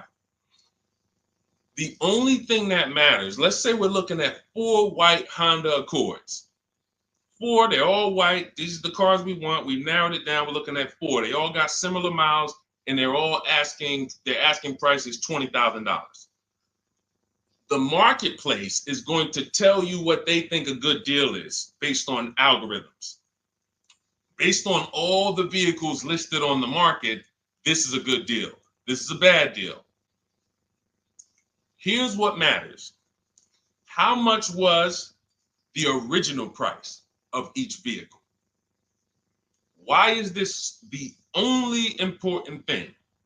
Because if we're looking at 4 white Honda Accords, but one of them was $35,000 when it was new, one of them was $39,000 when it was new, has a sport package, some special technology. One was $31,000 when it was new, one was $29,000 when it was new. What's the best value? What's the best value? You see how we clearly just went from, wow, all of these vehicles look the same, similar price, similar asking price. But once we found out, wait a minute, this one right here was $38,000 new. This one here has the cameras in it all around and the self-driving package, and it has the same asking price, or it's maybe $1,000 more. This is what I call the true value discount. The true value discount. And let me tell you why the marketplaces will never tell you this. Because if they advertise the true value discount, someone has to be at the bottom. In other words, when you're looking at Honda Accords, if you could go right to the true value, who's giving me the biggest discount off the original MSRP? That means the car at the bottom, they might be giving you no discount off the MSRP. We saw that during the pandemic. It was people selling, who remembers people selling Toyota Camrys, 3-year-old Toyota Camrys, for the same price as they were when they were new? There was some deal, everyone wasn't. I know a couple dealers, I know a couple general managers who run dealerships who are ethical. And they said, look, I don't care what the market does. I can't sell a used vehicle for the same price it was when it was new. I'm not doing that. Because when that customer comes back in 3 years to deal with me, I'm going to have to help them again. And if I buried them in their car, then I'm not going to be able to help them. But there were plenty of people who was. The true value discount is all that matters, which means we have to know what the car was new. We have to find the Maroni label. We have to go on the Carfax. We have to go to where the window sticker is and get the original price. And then we'll clearly see, oh, that's the best used car. And no one else shops like that. No one else shops like that. If y'all get that, type dollar signs. If you get that, what I just said, type dollar signs. That is what is important, not what they tell you is a good deal. So going back to me, when I got my Infiniti truck, 4 vehicles, all in a similar price range, all white. They were between $1,800 difference from each other, similar miles. But once I found out that one was 46,000 new, one was 48,000 new, one was 52,000, and the one I ended up getting was 54,000. That separated it. The one that was 54,000 new, they were giving me a 42% discount asking price. These are things that help you cut through the mess, the smoke and mirrors of the car business. In order for you to win and pay less than everyone else, you have to cut through the smoke and mirrors. That's what I'm great at showing you because I was in the business.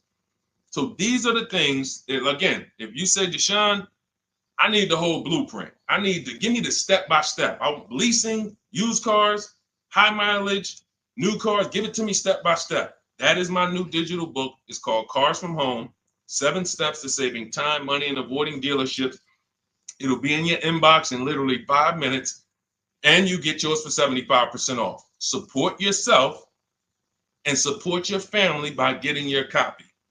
Go to my YouTube comments. We have a link right there pinned for you guys. We have a link in the Facebook comments.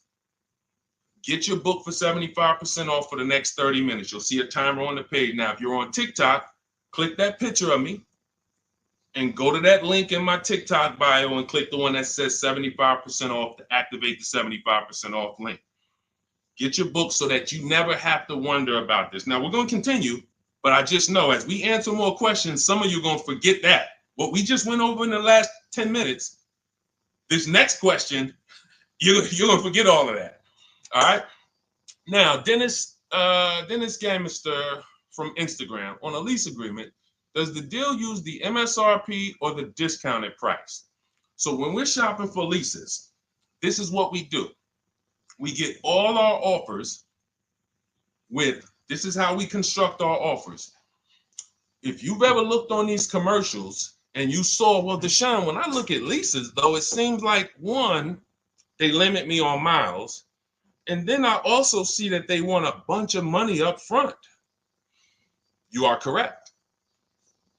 But they only limit you on miles according to the miles you told them you were going to drive. They don't pick the miles for you. We select the miles. And what ends up happening is people will, because they typically don't know how to shop, they're negotiating.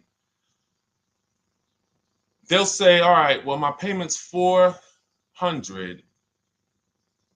That's my budget.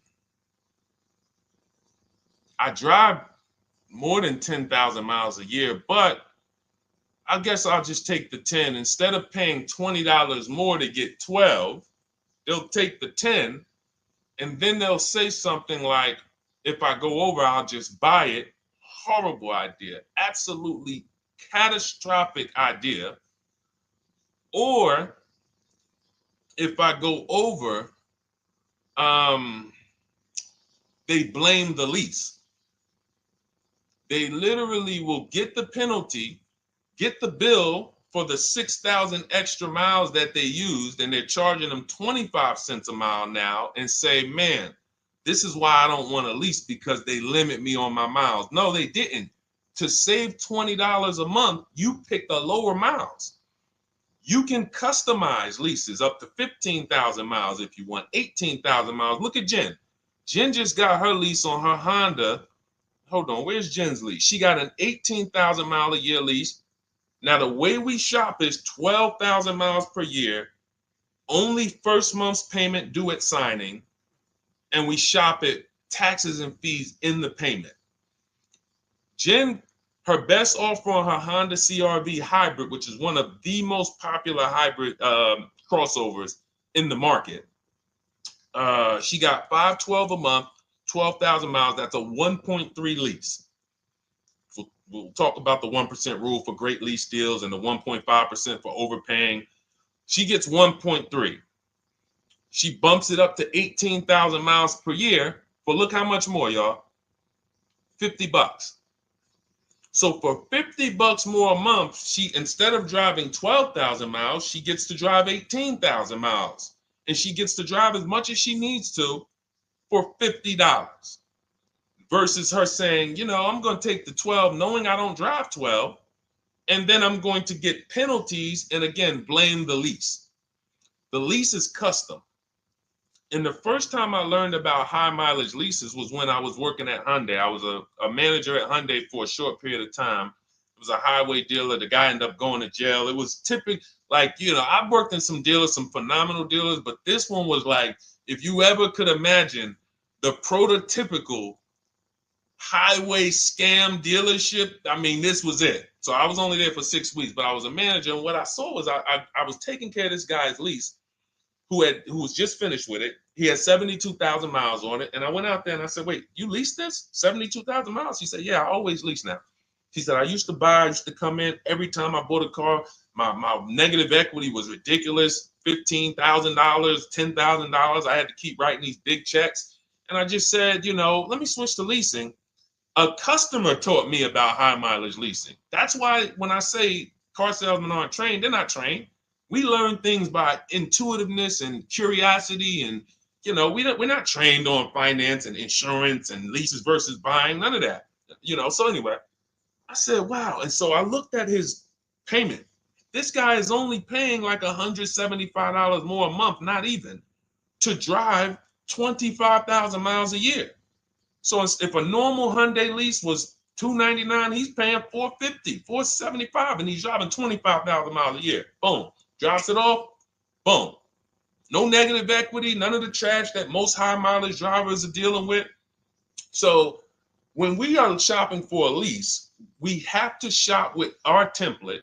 Whenever you're getting your lease quotes, it's 12,000 miles a year, first month's payment only due at signing, taxes and fees in the payment. Assume tier 1. That's what we blast out. In my book, I have something called the 25 to 5 strategy. We connect with 25 dealers online. You use my email scripts, copy and paste. We're going to get 5 offers. This will take you. You saw Ansley. He said, I started it Saturday. By Monday, I accepted a deal. This doesn't matter. This is a 24, 48-hour turnaround to start getting offers on these vehicles. Now, once we're looking at offers, we take the MSRP. We take the monthly payment. We divide it into the MSRP.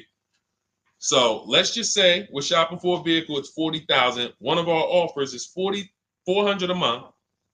$400 a month.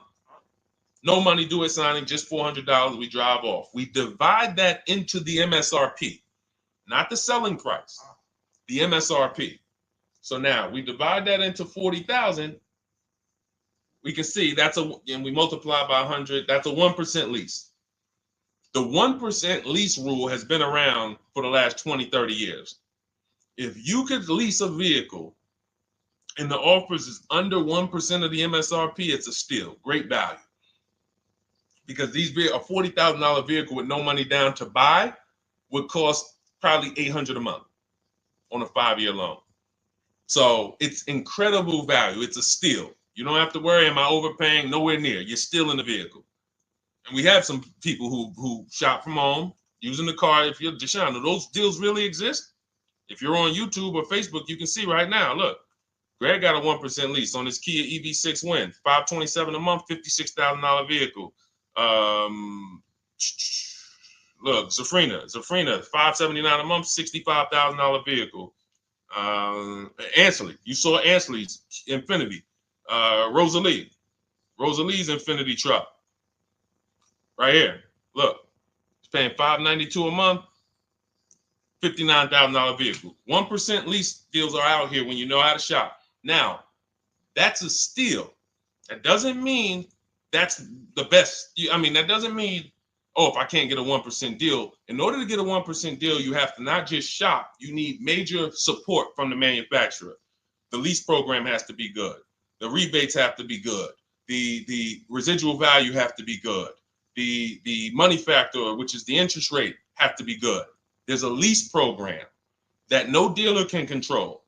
So when we get these offers, that's how we're judging them. Divide the monthly payment into the MSRP.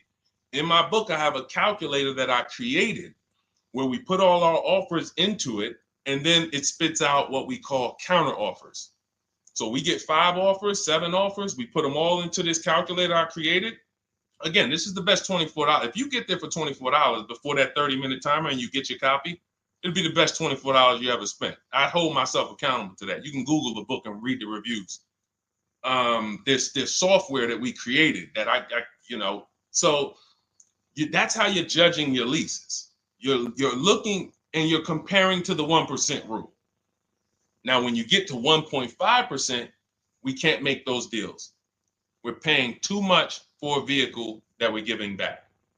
We have to see, there was no indicator before I created the 1.5% rule. As much as I love educating people on leases, the only people who should be leasing is if you're not keeping your cars 8 years. All of you long-term people who are like, you keep your cars more than 8 years, don't think about leasing at all. You should be shopping for below market purchases. But if you're not keeping your cars 8 years, you're losing thousands of dollars not leasing cars. Depreciation is where you lose. Resale value is where you lose. So the 1% rule is what our anchor is, but 1.2 is great value. 1.3, great value. 1.4, good value. 1.5, good value. Anything over 1.5, now we're paying too much for a vehicle that we're giving back. So that's how we're judging. That's how we're judging and comparing our lease offers. And with the calculators that are in my book, you can literally do this in seconds. This stuff, these mathematical things that used to be complex, even hard for me to explain, when you're using the stuff in my book and you're seeing, wait, man, there's calculators, I can do this, boom, boom. Why don't these calculators exist on Google? Because anything that makes dealers compete, they're not going to make for you. They'll make stuff for you that allows you to see more and do this and make it easier and faster and connect to get a loan quick. But competition, any tools that create competition, they're not going to make those for you, because that's where the real money comes off, when you make dealers compete. Okay, so you want your copy of Cars from Home, 7 Steps to Saving Time, Money, and Avoiding Dealerships. Click the picture of me on Instagram or TikTok. It's going to take you to my bio. You won't leave the broadcast. Click that link, and then click the button that activates the 75% off, and you'll have 30 minutes. Once the timer goes to 0, the $97 price is what you have to pay if you want it. It's up to you, but $24 is much better than $97. $97 is still a great price. I have no doubt that you guys would write me, especially the more you use this. 1, 2 cars, 3 cars. You get 1 lease this year, a used car next year, a new car about 4 years, and Deshone, what about when websites change? What about, this is an online system. Websites go out of business. Vroom went out of business. They were in my book. We used to get bids from them. to sell cars to them. When we were shopping for used cars, they were in my multiple marketplace strategy. They went out of business. I went right into the master file, updated the 9,000 people that had a book. It was probably like 2,000, 3,000 at that particular time. And the next time people opened the book file, there was no room. That's why the book is digital. That's one of the reasons. You'll see the other reasons is I have scripts that I link you to. I have PDFs I link you to, videos I link you to. I couldn't do this with a real physical book. So again, in the YouTube comments, in the Facebook comments, we have a link for you guys to get your book at 75% off for 30 minutes and use it. All right, Dolan, shoot the next one then, brother. Let's go. How old of a used car should a person buy? That's based on budget. I like to start with when we open those marketplaces, Tony, you want to start with the most recent cars. The first thing you're doing when you open up the marketplaces, y'all, first of all, we're creating accounts. Out of all those marketplaces I named, 6 or 7 of them, we use 8. We use eBay Motors, we use Carfax.com, we use Cars.com, Autotrader.com, CarGurus.com, Carvana, CarMax, Driveway, and that's 8. 7 of those, or 6, allow us to create an account. Why is it important to create an account? So that every single new car that matches our criteria, as soon as it's listed, we get a notification. The people who have that notification on, most of them don't know how to assess the market like I'm showing you. So even if they get a notification that the car was just posted, they're not going to have the information to take advantage of it. They're going to hesitate. What we do is the first thing we do after we create our account is we're now assessing the market. Where's the low prices? Where's the high prices? And I'll usually go 3 years back, sometimes 4 years back, and let's assess the market. Now, I have another calculator in the, matter of fact, let me show this to you guys. I have another calculator. It's called the Perfect Budget Calculator. The Perfect Budget Calculator. What this does, you guys can't see this on YouTube, but you can see it on you can't see this on TikTok. But if you go over to YouTube, Facebook, or Instagram, you'll be able to see what I'm sharing right now. Now, what often happens is, let me share this. Hang on. Boom.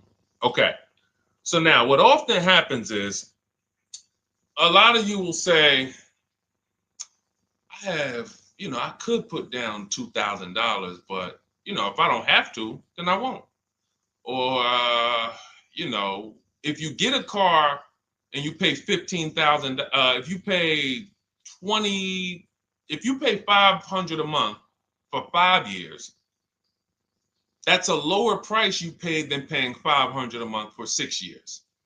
So ways to manipulate our budget is to shop within our budget for a shorter loan. This is all stuff where I said, okay, people don't know they need to be doing this. So let's make a tool that does it for them. And this is, you get access to this when you get your copy of Cars from Home, my book.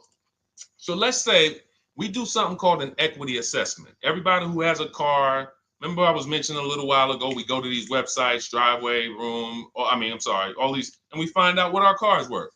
Let's say you're like, man, okay, if I sell my car to CarMax, I'm actually going to have $3,200 of equity. All right, so when I sell, I'm going to put that into my budget. All right, now my down payment, max I could comfortably do is $1,500. That's max. Now, we use the average interest rate.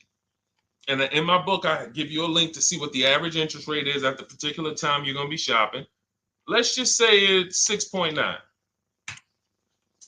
Now, we enter a comfortable monthly payment. Let's say you're like, all right, I don't want to go any more than $425 a month for 6 years. That's my max. You enter your state so we can pull the taxes and we can pull the fees. New Jersey, calculate budget goals. Now it's going to ask you a comfortable monthly payment on a 5-year loan. You might say, all right, same thing. I still don't want to go over 425 no matter what. Perfect. What this does is create multiple goals.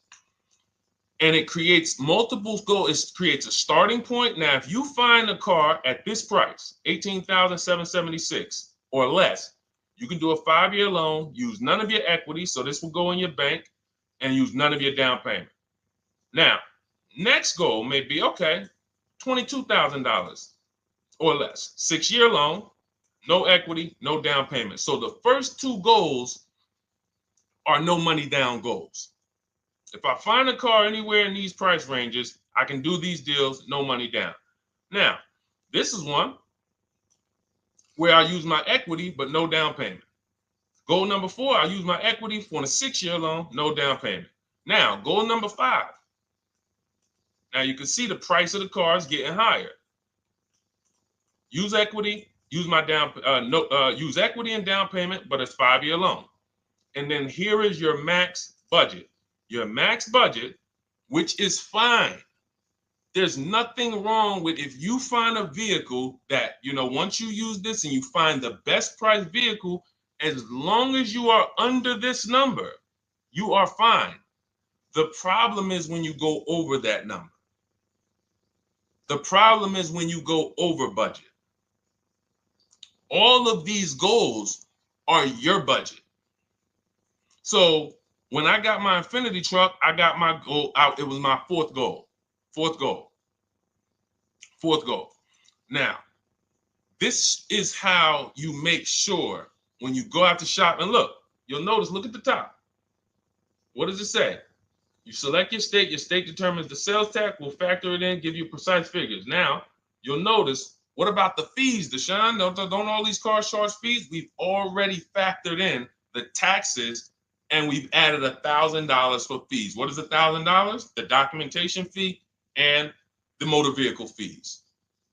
It's all in there. So you can go out and know that's my max budget. I cannot buy a vehicle, make a deal on a vehicle where my purchase price is more than $26,729. That's the perfect budget calculator.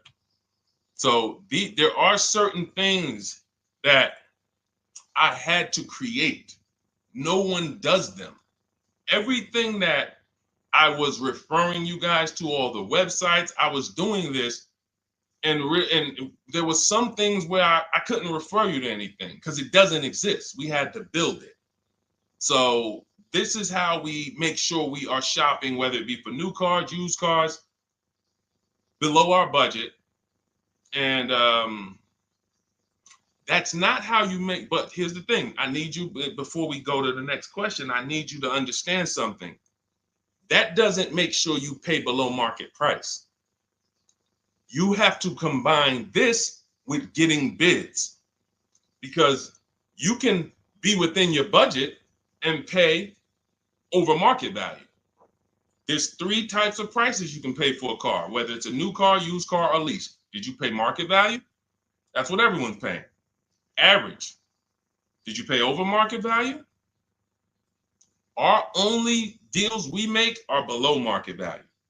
And the way that happens is through bidding and creating a marketplace around you where all these people are competing for your business. That is how you combine that with the budget. This will keep you below your budget, but it does not guarantee. If I gave this to you, all of you would be like, this is great. I'm never going to go over my budget again. But it does not, until you combine that with getting bids for whatever you're looking for, you still run the risk of overpaying, even if you're under budget. Okay? Clear? Type $ if you're all clear before we move to the next question. And there's no way for us to do this manually. If there was a way that you could do this manually, trust me, I would have told y'all to saw me make a video about it all day on my social media. There was just no way.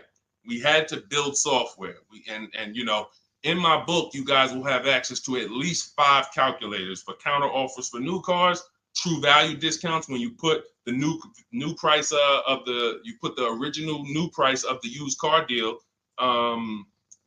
whatever used car you're buying, you put the new car price in, and then you put in the asking price, and it tells you the true value discount, perfect budget calculator. We have at least 5 softwares that I've custom built, and to make sure you guys get great value. So again, I didn't want to be the person who said, you guys know, there's plenty of people who be like, man, the value I'm giving you guys, I'm gonna charge $2.99 for the book. Whatever. The people who pay, they'll save the money.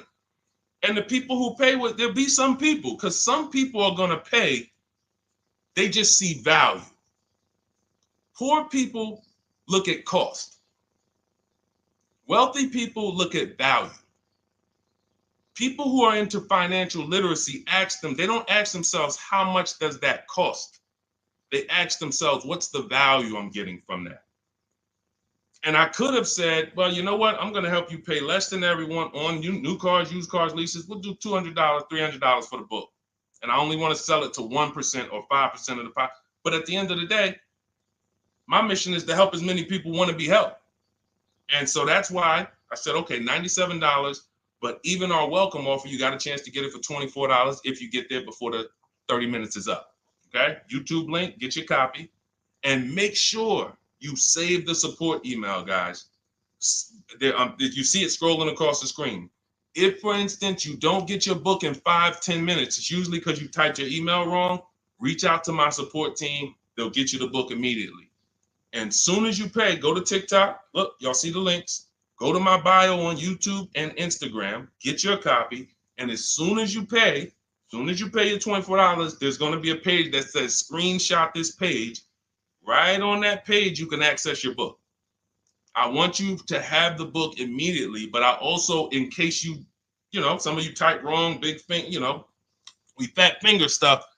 I want you to have the support email so that you can reach out to my team so we can make sure that book is in your inbox so you can use it and start saving money and building confidence. Okay, Dolan, next question, man. Let's keep it rolling. Okay, there's something about Mary on Instagram. I bought a car as is, and in less than a month, motor lock, can I sue for selling me a lemon?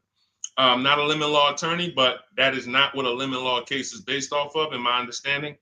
Lemon law case is based on you buying a vehicle and the same thing continuing to go wrong at least 3 times. That's a general overview of, what the lemon law process is.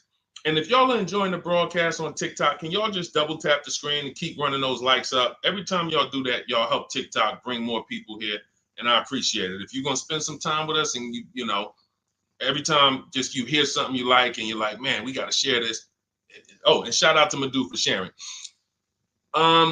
Here's the thing. I made a video about this the other day because a friend of mine got a used vehicle and the transmission went out on him in about a month. So it wasn't the engine. But when you buy a vehicle as is, it's very tough for you to have any recourse, anything that you can do, because you're signing a contract that specifically says as is. It's very tough. What I would do if I was you, because the damage is done, I just find out what it would cost me to put a used engine in the vehicle, rebuilt in a used engine, salvage yard. You need to, and especially if you're buying cars that you're paying cash and you're buying as is cars, these are probably cars that are under 10 grand, 12 grand. You need a mechanic. See, because that's a strategy. There is a great strategy called buying inexpensive cars and having a local mechanic so you could do what's right. Oftentimes you could drive those cars for a year or two and sometimes sell them for what you got for them because you've outlived the depreciation. Those cars are not depreciating as much unless you overpay for them. If you overpay for it, then it's going to drop because you overpaid for it. But if you pay a great price on some of these vehicles, you can oftentimes win with this, but it requires skills. One of the skills is, how do I avoid engine issues, transmission issues? So a couple things. for those of you who may be going this route, you need to narrow your search down thoroughly based on title history, service records, accident history. That oftentimes you'll see, if I typed in right now 2018 Subaru Outback longevity. That's one of the things we do. It's in the 4th step of my book. Before we get prices on anything, we do a quick 5-minute search to make sure these aren't bad cars. There are bad cars out there, but there's data that shows us. If I type that in, it'll tell, okay, these vehicles are known for lasting 100,000 to 300,000 miles, depending on how they're maintained. That means you could have a quality vehicle, but if it wasn't maintained correctly by the first owner or owners, it's going to break down. The life cycle is cut short. These are preventable mistakes by simply checking Google. Now, we narrow these things down based on title history, service records, accident history. Once we do that, I don't mind buying a 10-year-old. I bought a car that was it's my around the city car. I drive it probably 200 miles a month. I bought it from a owner in South Orange. He was a 98-year-old man. He's had it for 10 years, and he knew everything about it. He leased it for 3 years, then he bought it. So he's really had the car for its entire life cycle. That's what you want, because you're able to look and see the service records. I don't mind. We have to take the risk off of ourselves, and the risk off of ourselves with used cars to prevent ourselves from buying these used cars that are breaking down on people, and they're always in the shop, and they're dying on the road, and you got to keep the tow truck on speed dial. It's simply a matter of checking to see the reliability records of the car, which is easily accessible on Google, the way I just said, and then making sure the one we get was actually maintained correctly. And that's going to give us the best chance of having a great experience. These are the steps we must take. But in your particular case, there's probably, I don't think you have a case. You can certainly reach out to a lemon law attorney. I don't think you have a case at all. I think because it's buyer beware with cars. It's buyer beware. That means it's on you. If something goes wrong, it's on you. And so what I would do is I would find a local mechanic that I trust, that everyone loves in the neighborhood, and I've been there for 10 years, 20 years. And I would say, listen, can you find out what it would cost me to put another engine in this vehicle? My father did this on his GMC Envoy about 6 years ago. It was a 2008 Envoy. The engine went out on him. He put a new engine in the vehicle. One of the best $2,000 he ever spent, $2,000 or $2,500, whatever it cost him. They put a new engine in that vehicle. He still has it. He's about to sell it for about $4,000. He's had that vehicle from 2013. Think about that. A lot of people, engine goes out, they sell the car. It's worthless now, so they take the loss. Meanwhile, man, let me come up with $2,500, and I still got no car payment for the next 6 years. We don't need to be so quick to go replace our cars. If we follow these strategies, we can actually, I love to see more people doing that. Just go fix the car. But don't go to the dealership to fix it when they tell you, hey, the engine's going to cost $10,000. And what does the dealership say, y'all? When you have these major issues and the dealership tells you the transmission is $7,000 and a new engine is $10,000, what's their suggestion? What's their suggestion when they tell you that? Because they already know you're gonna be like, yo, what the heck? I can't pay all of that. What's their suggestion? Let's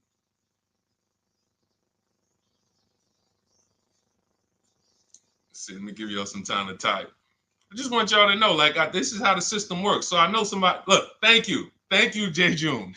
Trade it in. Thank you.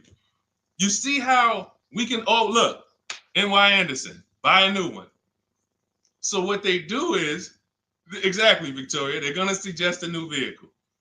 So if we know, now watch this, as your vehicle is worthless, you don't have any opportunity to put it on a competitive market to see Well, how much would somebody pay for that? They've already assessed the value, and they want to structure your deal, have you take that major loss for that engine. They're going to put the engine in for a lot less than that, and they're going to resell it, and now they sold you another car. When you could have just literally went to a mechanic, got a rebuilt or got a used engine, put in that vehicle, cost you $2,500, maybe $2,000, and literally you're on the road for another couple years with no car payment, keeping money in your household versus now I'm in another $400 a month payment. Okay? This is what it's about. And if you're like Deshone, well, I don't want to keep a car that long. We talked about you earlier. You shouldn't be buying cars. Because the keepers on here who keep cars 8 years, 10 years, who has a car they've had in their driveway for more than 8 years? Type the number of years. I want to explain something we're gonna help a couple people learn a lesson here about themselves, because they're gonna be like, they're gonna realize they're not keepers. Look, look, we need to show people, because some people think, oh, I keep my cars a long time. I keep them about 6-7 years. We need to show that that's not a long time in the world of cars and depreciation. So Michael, 15 years. Michael got a car that he's had for 15 years. Let's go. Type the number of years you've had it if it's more than 8. Look, Vancia, 11 years. Let's see. See, a lot of people don't keep their cars. Look, N.Y. Anderson said, I drove my last car 14 years. All right, Connie, 15 years. She has a 2004 Chevrolet. Tony on Facebook, 2006. Now, watch this, y'all. If you ask me, Deshone, what's the way to get the most money out of a vehicle? It's to do what they're doing. Tanaya, 9 years. No, Renata, not less than 8. Not less than 8.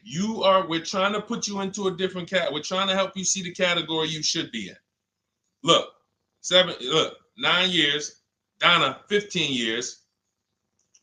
What's so important for y'all to see about these people is that they have beat depreciation.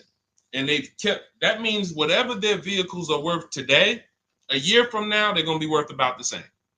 If their vehicles are worth $4,000 today, a year from now, they'll be able to still sell it for about $4,000.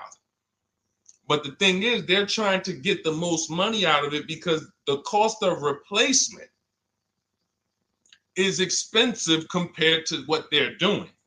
No matter how much they got to pay to keep those vehicles on the road every year, a little couple $100, maintenance, whatever, it's nothing compared to going and getting a new car and bringing hundreds of dollars a month or thousands of dollars in the form of cash out of our household. And everyone's not going to do that. And that's okay. You should not be buying cars. You should be shopping for below market leases. Because again, there's 2 ways to save money. Do what the keepers do. You just saw all the keepers. We shouted out all of them. And the other way is to go in and not tie money up in the vehicles in the first place. When you look at somebody like Danielle, she's driving a $44,000 Audi, 2024 Audi A3. That vehicle is $800 a month to buy, no money down. $800 a month for 5 years, maybe $700 a month for 6 years. She's paying $550 a month. She didn't tie up the money in the first place. That's the name of the game with leasing. Bonita on her Telluride. This is also to show you it doesn't matter what the market does. The market could be up or down. We're going to pay less than everyone. This is Bonita. She got a Kia Telluride during the pandemic when everybody was paying ridiculous prices. That's why I show her 2022. Look at the date. She said, I'm driving my dream vehicle, $600 a month. People were leasing. And I know if somebody watching this and they're like, if you leased a Kia Telluride during the pandemic, you are not paying what she's paying with no money down. I know it. I know it. People were DMing me, Deshone, I want a Telluride. They want $900 a month for them. I know people weren't paying $600 a month, but she came in, used our bidding system, used the same strategies you're going to have access to in my digital book. She got $600 a month from home without being in a dealership. Her dream vehicle. This is how you win. You're either going to not tie up your money in vehicles. You're going to drive new vehicles that don't have problems because they're always under warranty and you're paying cents on the dollar compared to people purchasing. Or you're going to be a keeper like Michael and like Donna and like the people who said, okay, I'm keeping my vehicle this long. That's why in my book, it's 7 steps. But the first step is to ask yourself how many years you're keeping your next vehicle. That is the first question I would ask you if you and I were shopping together. My first question to you would be, Michael, how many years you want to keep the next vehicle? 8 or more or less than that? If you said to me, Deshone, I'm going to keep it at least 8. All right, let's go for the purchase. New or used, depending on budget, but we're purchasing. We need to find a below market purchase. If you said, Deshone, I'm 6 years max. I can't see myself keeping a car more than 6 years. All right, we're going to shop for a below market lease. Because the money you're going to spend in a below market lease, when you get these below market lease deals, not commercial leases, not what you see on advertisements. Those are ridiculous prices. We don't pay those prices. None of these people that you see, Greg, Charles on his Palisade, none of these are advertisements. They're thousands less. But when you're putting money in the cars and you're driving brand new cars, this is how it was for me when I was 22. This started for me at 22. I was working for Pontiac, and I leased a brand new Pontiac G6. It was $256 a month. $256 a month. It was like a $21,000 vehicle. Same time, I had a friend of mine. She got a I don't want to say it because she might be watching this, and this is no shot at her. I didn't understand enough to teach her back then because I was new in the business. She went and she bought, let's call it a Honda Civic. Now my car was bigger because the G6 was a mid-size vehicle. The Honda Civic is a compact vehicle, but she bought it. $20,000 vehicle, 22, whatever it was at the time, paying almost $500 a month. Like, that's a $500 payment. That's what it is. So my young household, I got a newborn daughter. I got a new car I'm paying $256 a month for. Same time, it's got families around me. They're in their 20s, but they're paying $500 a month. This is what showed me, wait, something's going on. And I never stopped. I bought a used car at that time. But since I've had 4 Infiniti leases, I've had a Jeep Grand Cherokee lease, and people always think, D, you must be paying ridiculous money. I see you get new cars every 3 years, but they don't. I'm driving $40,000 cars, $45,000 vehicles. I never paid over $400 a month. Not one of my lease payments was ever. I remember I got this Jeep Grand Cherokee, and it was a $35,000 Jeep Grand Cherokee Laredo, 2018. When I got my offers, the best offer was $330 a month. 12,000 miles per year. And that's what I was driving. If I was driving 15, I would have bumped it up to 15,000 miles per year. I got $330 a month. I went in there and I gave them $330 for that Jeep Grand Cherokee, and I drove off. $35,000 vehicle. This is what I'm telling you guys. This is what is called deal structure. If your deal is not on the right foundation, if you buy but you should have leased, you're overpaying by thousands and thousands of dollars. And you're going to have subpar vehicles with that run out of warranty, and you're going to have the same payment. You're going to have higher payments. I need you out of these 2 categories. I need you in one of these 2 categories. I'm either going to keep my vehicle long enough to beat depreciation, 8 years or more, or I'm shopping for a below market lease. I'm not going to be stuck in the middle no more, buying vehicles and then selling them while they still have a loan on them, negative equity and all of this stuff. This is paramount. Okay, the buying versus leasing thing. I need most of you to put this to bed today. And I think I'm one of the only people that goes into buying versus leasing by the numbers. It's not opinion based. It's not, oh, I think you should lease if you're, depending on the car here, it doesn't matter the car. Doesn't matter the car. You can see Teddy's, let's show Teddy's luxury. Teddy got a BMW. Doesn't matter. He wasn't going to keep it 10 years. Look, goes on a BMW 2024 i4 M50. It's a $73,000 vehicle, $856 a month. $856 a month. Look, he said the dealer's initial offer came in at $937 using the counter offer calculator. Using the counter offer calculator, he counted at $829. 8:56. If you just jumped on the broadcast, I showed you some of the calculators that I created that are in this book. In my book, there's a reason it's 5-star rated. There's a reason people that you can go read what your peers say about that book. Get your copy for 75% off. It's in my TikTok bio. Click that picture of me. Click the link. Same thing on Instagram. Go to my bio, click the link, and you'll see a button that activates the 75% off book. And if you're on YouTube or Facebook, it's in the comments section. 30 minutes only. Get your book so you can have access to all of this. Unless you just have an incredible memory and you can remember everything we talked about over the stream, but none of you can. I know none of you can. That's why, I mean, I couldn't even do it. It's just too much. We're talking about used car strategies, new car strategies, lease strategies. You guys, you're not gonna remember all of that. But anyway, let's go. All right, I think we got time for a few more. Go ahead, Dolan, keep it rolling. Make sure you guys screenshot the support page. As soon as you pay for your book, the book is on the thank you page. Remember that. I don't want you, I send you the book 2 ways. As soon as you pay, it says access your link below. Open it. You can click it and save it right to your phone or computer right then and there. If you do not save it right then and there, make sure you screenshot the support page or use the support email that's scrolling through the screen. This is not for questions. Do not send me general car questions here. I don't answer questions by email. That is strictly for those of you who have your book and you're like, or you paid for the book and you're like, okay, where is it? It's usually because the email was wrong. That's okay. Hit that support email so that my team could send you the link out so that you can have your book today and start digging into it and using it. Even if you're not shopping right now, you can still map a plan out. Go ahead, Dolan, shoot the next question up.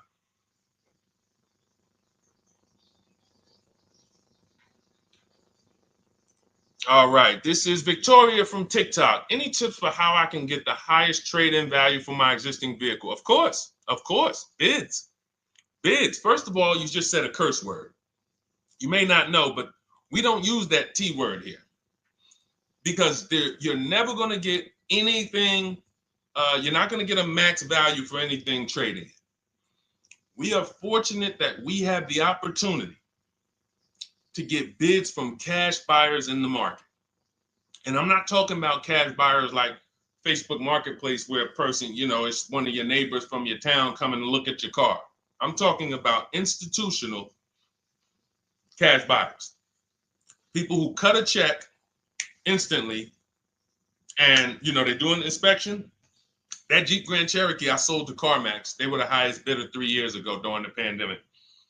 I'm not going to tell you what I made because those values don't exist anymore. So it just doesn't even make sense. But, those of you who were watching my videos earlier 3 years ago or using my tips, you guys cashed out and made ridiculous money. When corporations were trying to make money on people, we made money too. But CarMax won the bid. I went down there. They did an inspection on the vehicle. They came back. Accounting department came, cut me a check. I walked away with a check. That's it. You don't want to trade. You want to sell. You want to break your not even break your transactions. I need you, Victoria, to realize there are three transactions in a car deal. Who you're going to sell your car to, that's one. Who you're going to buy your car from, that's another. Who you're going to get your loan from, that's the third one. Now, you're not always cash buyers. Deshone, I pay cash, then you don't need that. Deshone, I don't have a vehicle to replace, then you don't need that. But how do we make sure we get the highest value or the biggest discount? Bids. Each one, we make the market bid. So what you should do right now, Victoria, this is step 2 in my book. After we decide whether we're going to buy or lease our next vehicle, that's step 1. Then we move to what is called the equity assessment. We need to find out, do we have equity or negative equity? Equity assessment. We call our bank. If we have a loan, we find out what our payoff is. Then we're going to go to carmax.com. I'm going to give you the 6 companies. This is the equity assessment process. We do this for leases too. I don't know if we have time to go into that, but I'm sure there's people on here who didn't know you could sell a lease. Type a question mark if you didn't know. Deshone, what do you mean selling leases? I never heard of that before. Type a question mark if you didn't know you could sell leases. We have an equity assessment process for that too. But what you would do is you go to CarMax, Driveway, Carvana, Kelly's Blue Book Instant Cash Offer. This takes 20 minutes. Auto Nation, Sell My Car, and Car Gurus, Sell My Car. Car Gurus, Auto Nation, Kelly's Blue Book Instant Cash Offer, Driveway, Carvana, CarMax. 6 offers in 20 minutes. That's bids. See, everything we do is a bid. That's how we have peace of mind. We don't negotiate. We make people negotiate with each other. There's 2 schools of thought. I want to remodel my kitchen. I want to remodel my whole kitchen. I go in and I have 5 people come out to give me a quote. One of them comes in and I start negotiating with them. Hey, you got to take less. Hey, you got to take less. You got to take less. I don't know if it's a good price or not. But when I come in, the first person comes in, I say, hey, okay, great. Is this your best offer? I'm having a couple other people come by. Oh, okay. Okay, thanks a lot. Next offer? Oh, next offer? Oh, well, listen, look, I could beat that. Oh, I'll give you another 5,000 off.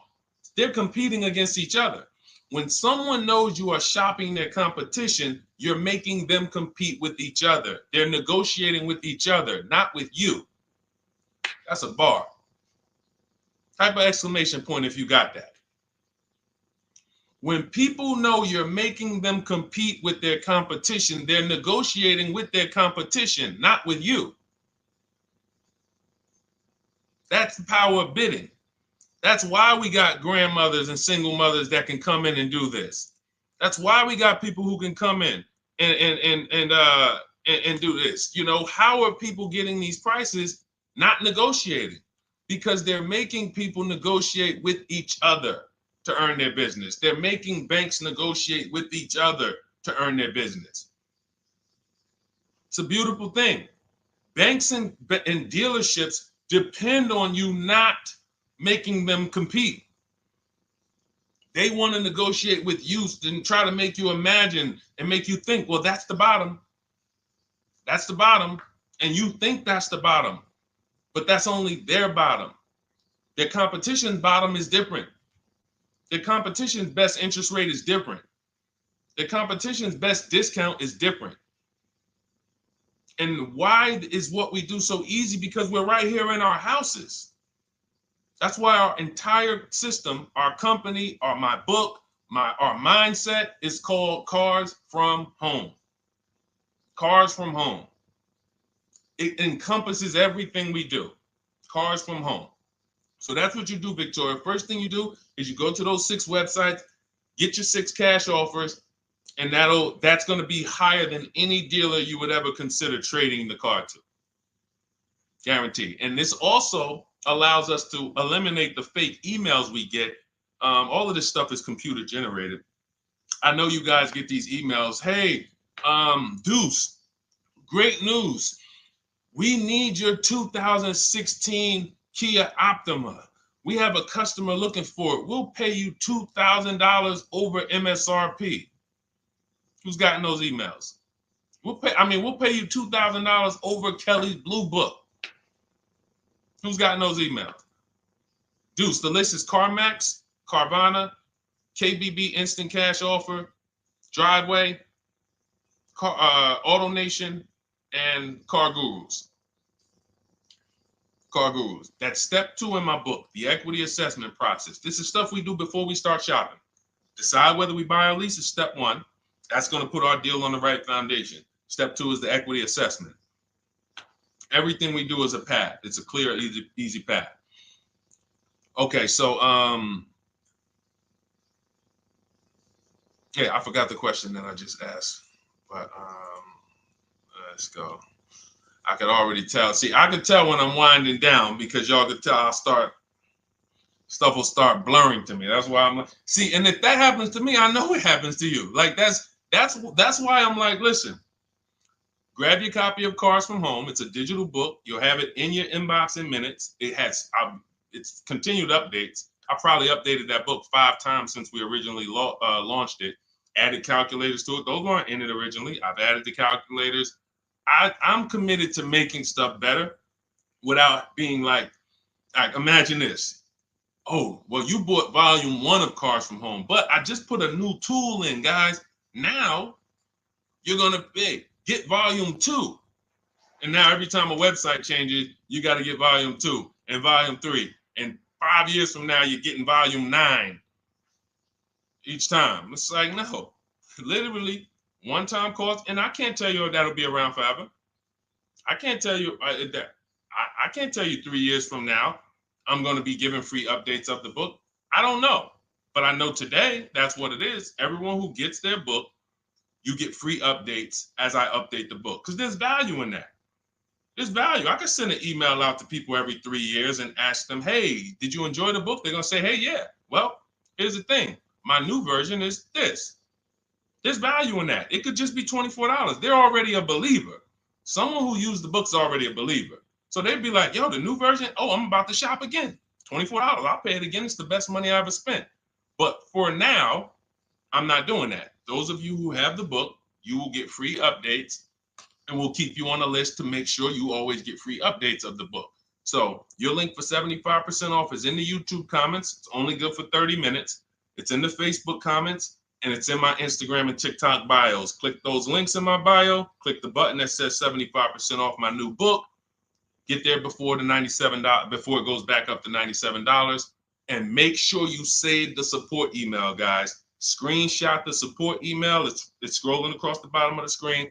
If that book is not in your inbox in 5 minutes, I want you to email my support team. Make sure you check your spam. And I also want you to, as soon as you purchase, you'll see, I say, hey, access your book below. So there's a link where you can click, open it up, get your book immediately if you want to download it, but I also email you a copy. But make sure you save the support email just in case. And again, that email is not for questions. Okay, it's not for car shopping questions, nothing like that. That's only to make sure you get your book. Okay, so great. Listen, great job. We've been on here about 1 hour and 20 minutes. Great questions. You guys know I like to go into detail in these questions. I would love to be able to get through 100 questions in 1.5 hours, but that's just not the way it works. We're not talking about buying, $100 items here. If we were talking about house buying, we'd have to go into detail. These are major items. This is the most expensive item y'all are going to buy behind your house. Think about that. And think about how many people are there to protect you when you buy a house. Think about how many people have licenses. See how that question got asked earlier? Can they sue if it was a house and they did you wrong? Sure. You can go before the real estate commission. People can lose their license. People can lose their ability to practice real estate. If they did something unethical, you can bring them before a court and a judge, and you can have recourse. You can get, justice. Cars, you got nobody. No one's licensed. The person who's helping you buy your car that you're sitting there negotiating with, which I want you to stop, they might have just got that job. And they didn't get that job because they're a finance expert and they're someone who understands how to help you, because they're not going to ever make you compete against. They're never going to put you in a position where you can make them compete. They'll say, hey, let's negotiate. But here's the thing. That person just got a job because, you know how many people walked in a dealership with a good smile and a good personality? 2 weeks later, they're selling cars. These are the people that are helping you. They're not licensed. They didn't go through school. They didn't go through ethics training. They didn't go through any of this stuff that realtors and brokers have to go through to help you buy houses. So when you get your car, it is on you. That's why you want me working with you. You want my blueprint. You're not by yourself. You're watching my videos. Once you get my book, you can stop watching my social media videos. I don't want you watching my social media videos if you have my book. It's just going to confuse you, because what my social media videos do is warn you what not to do.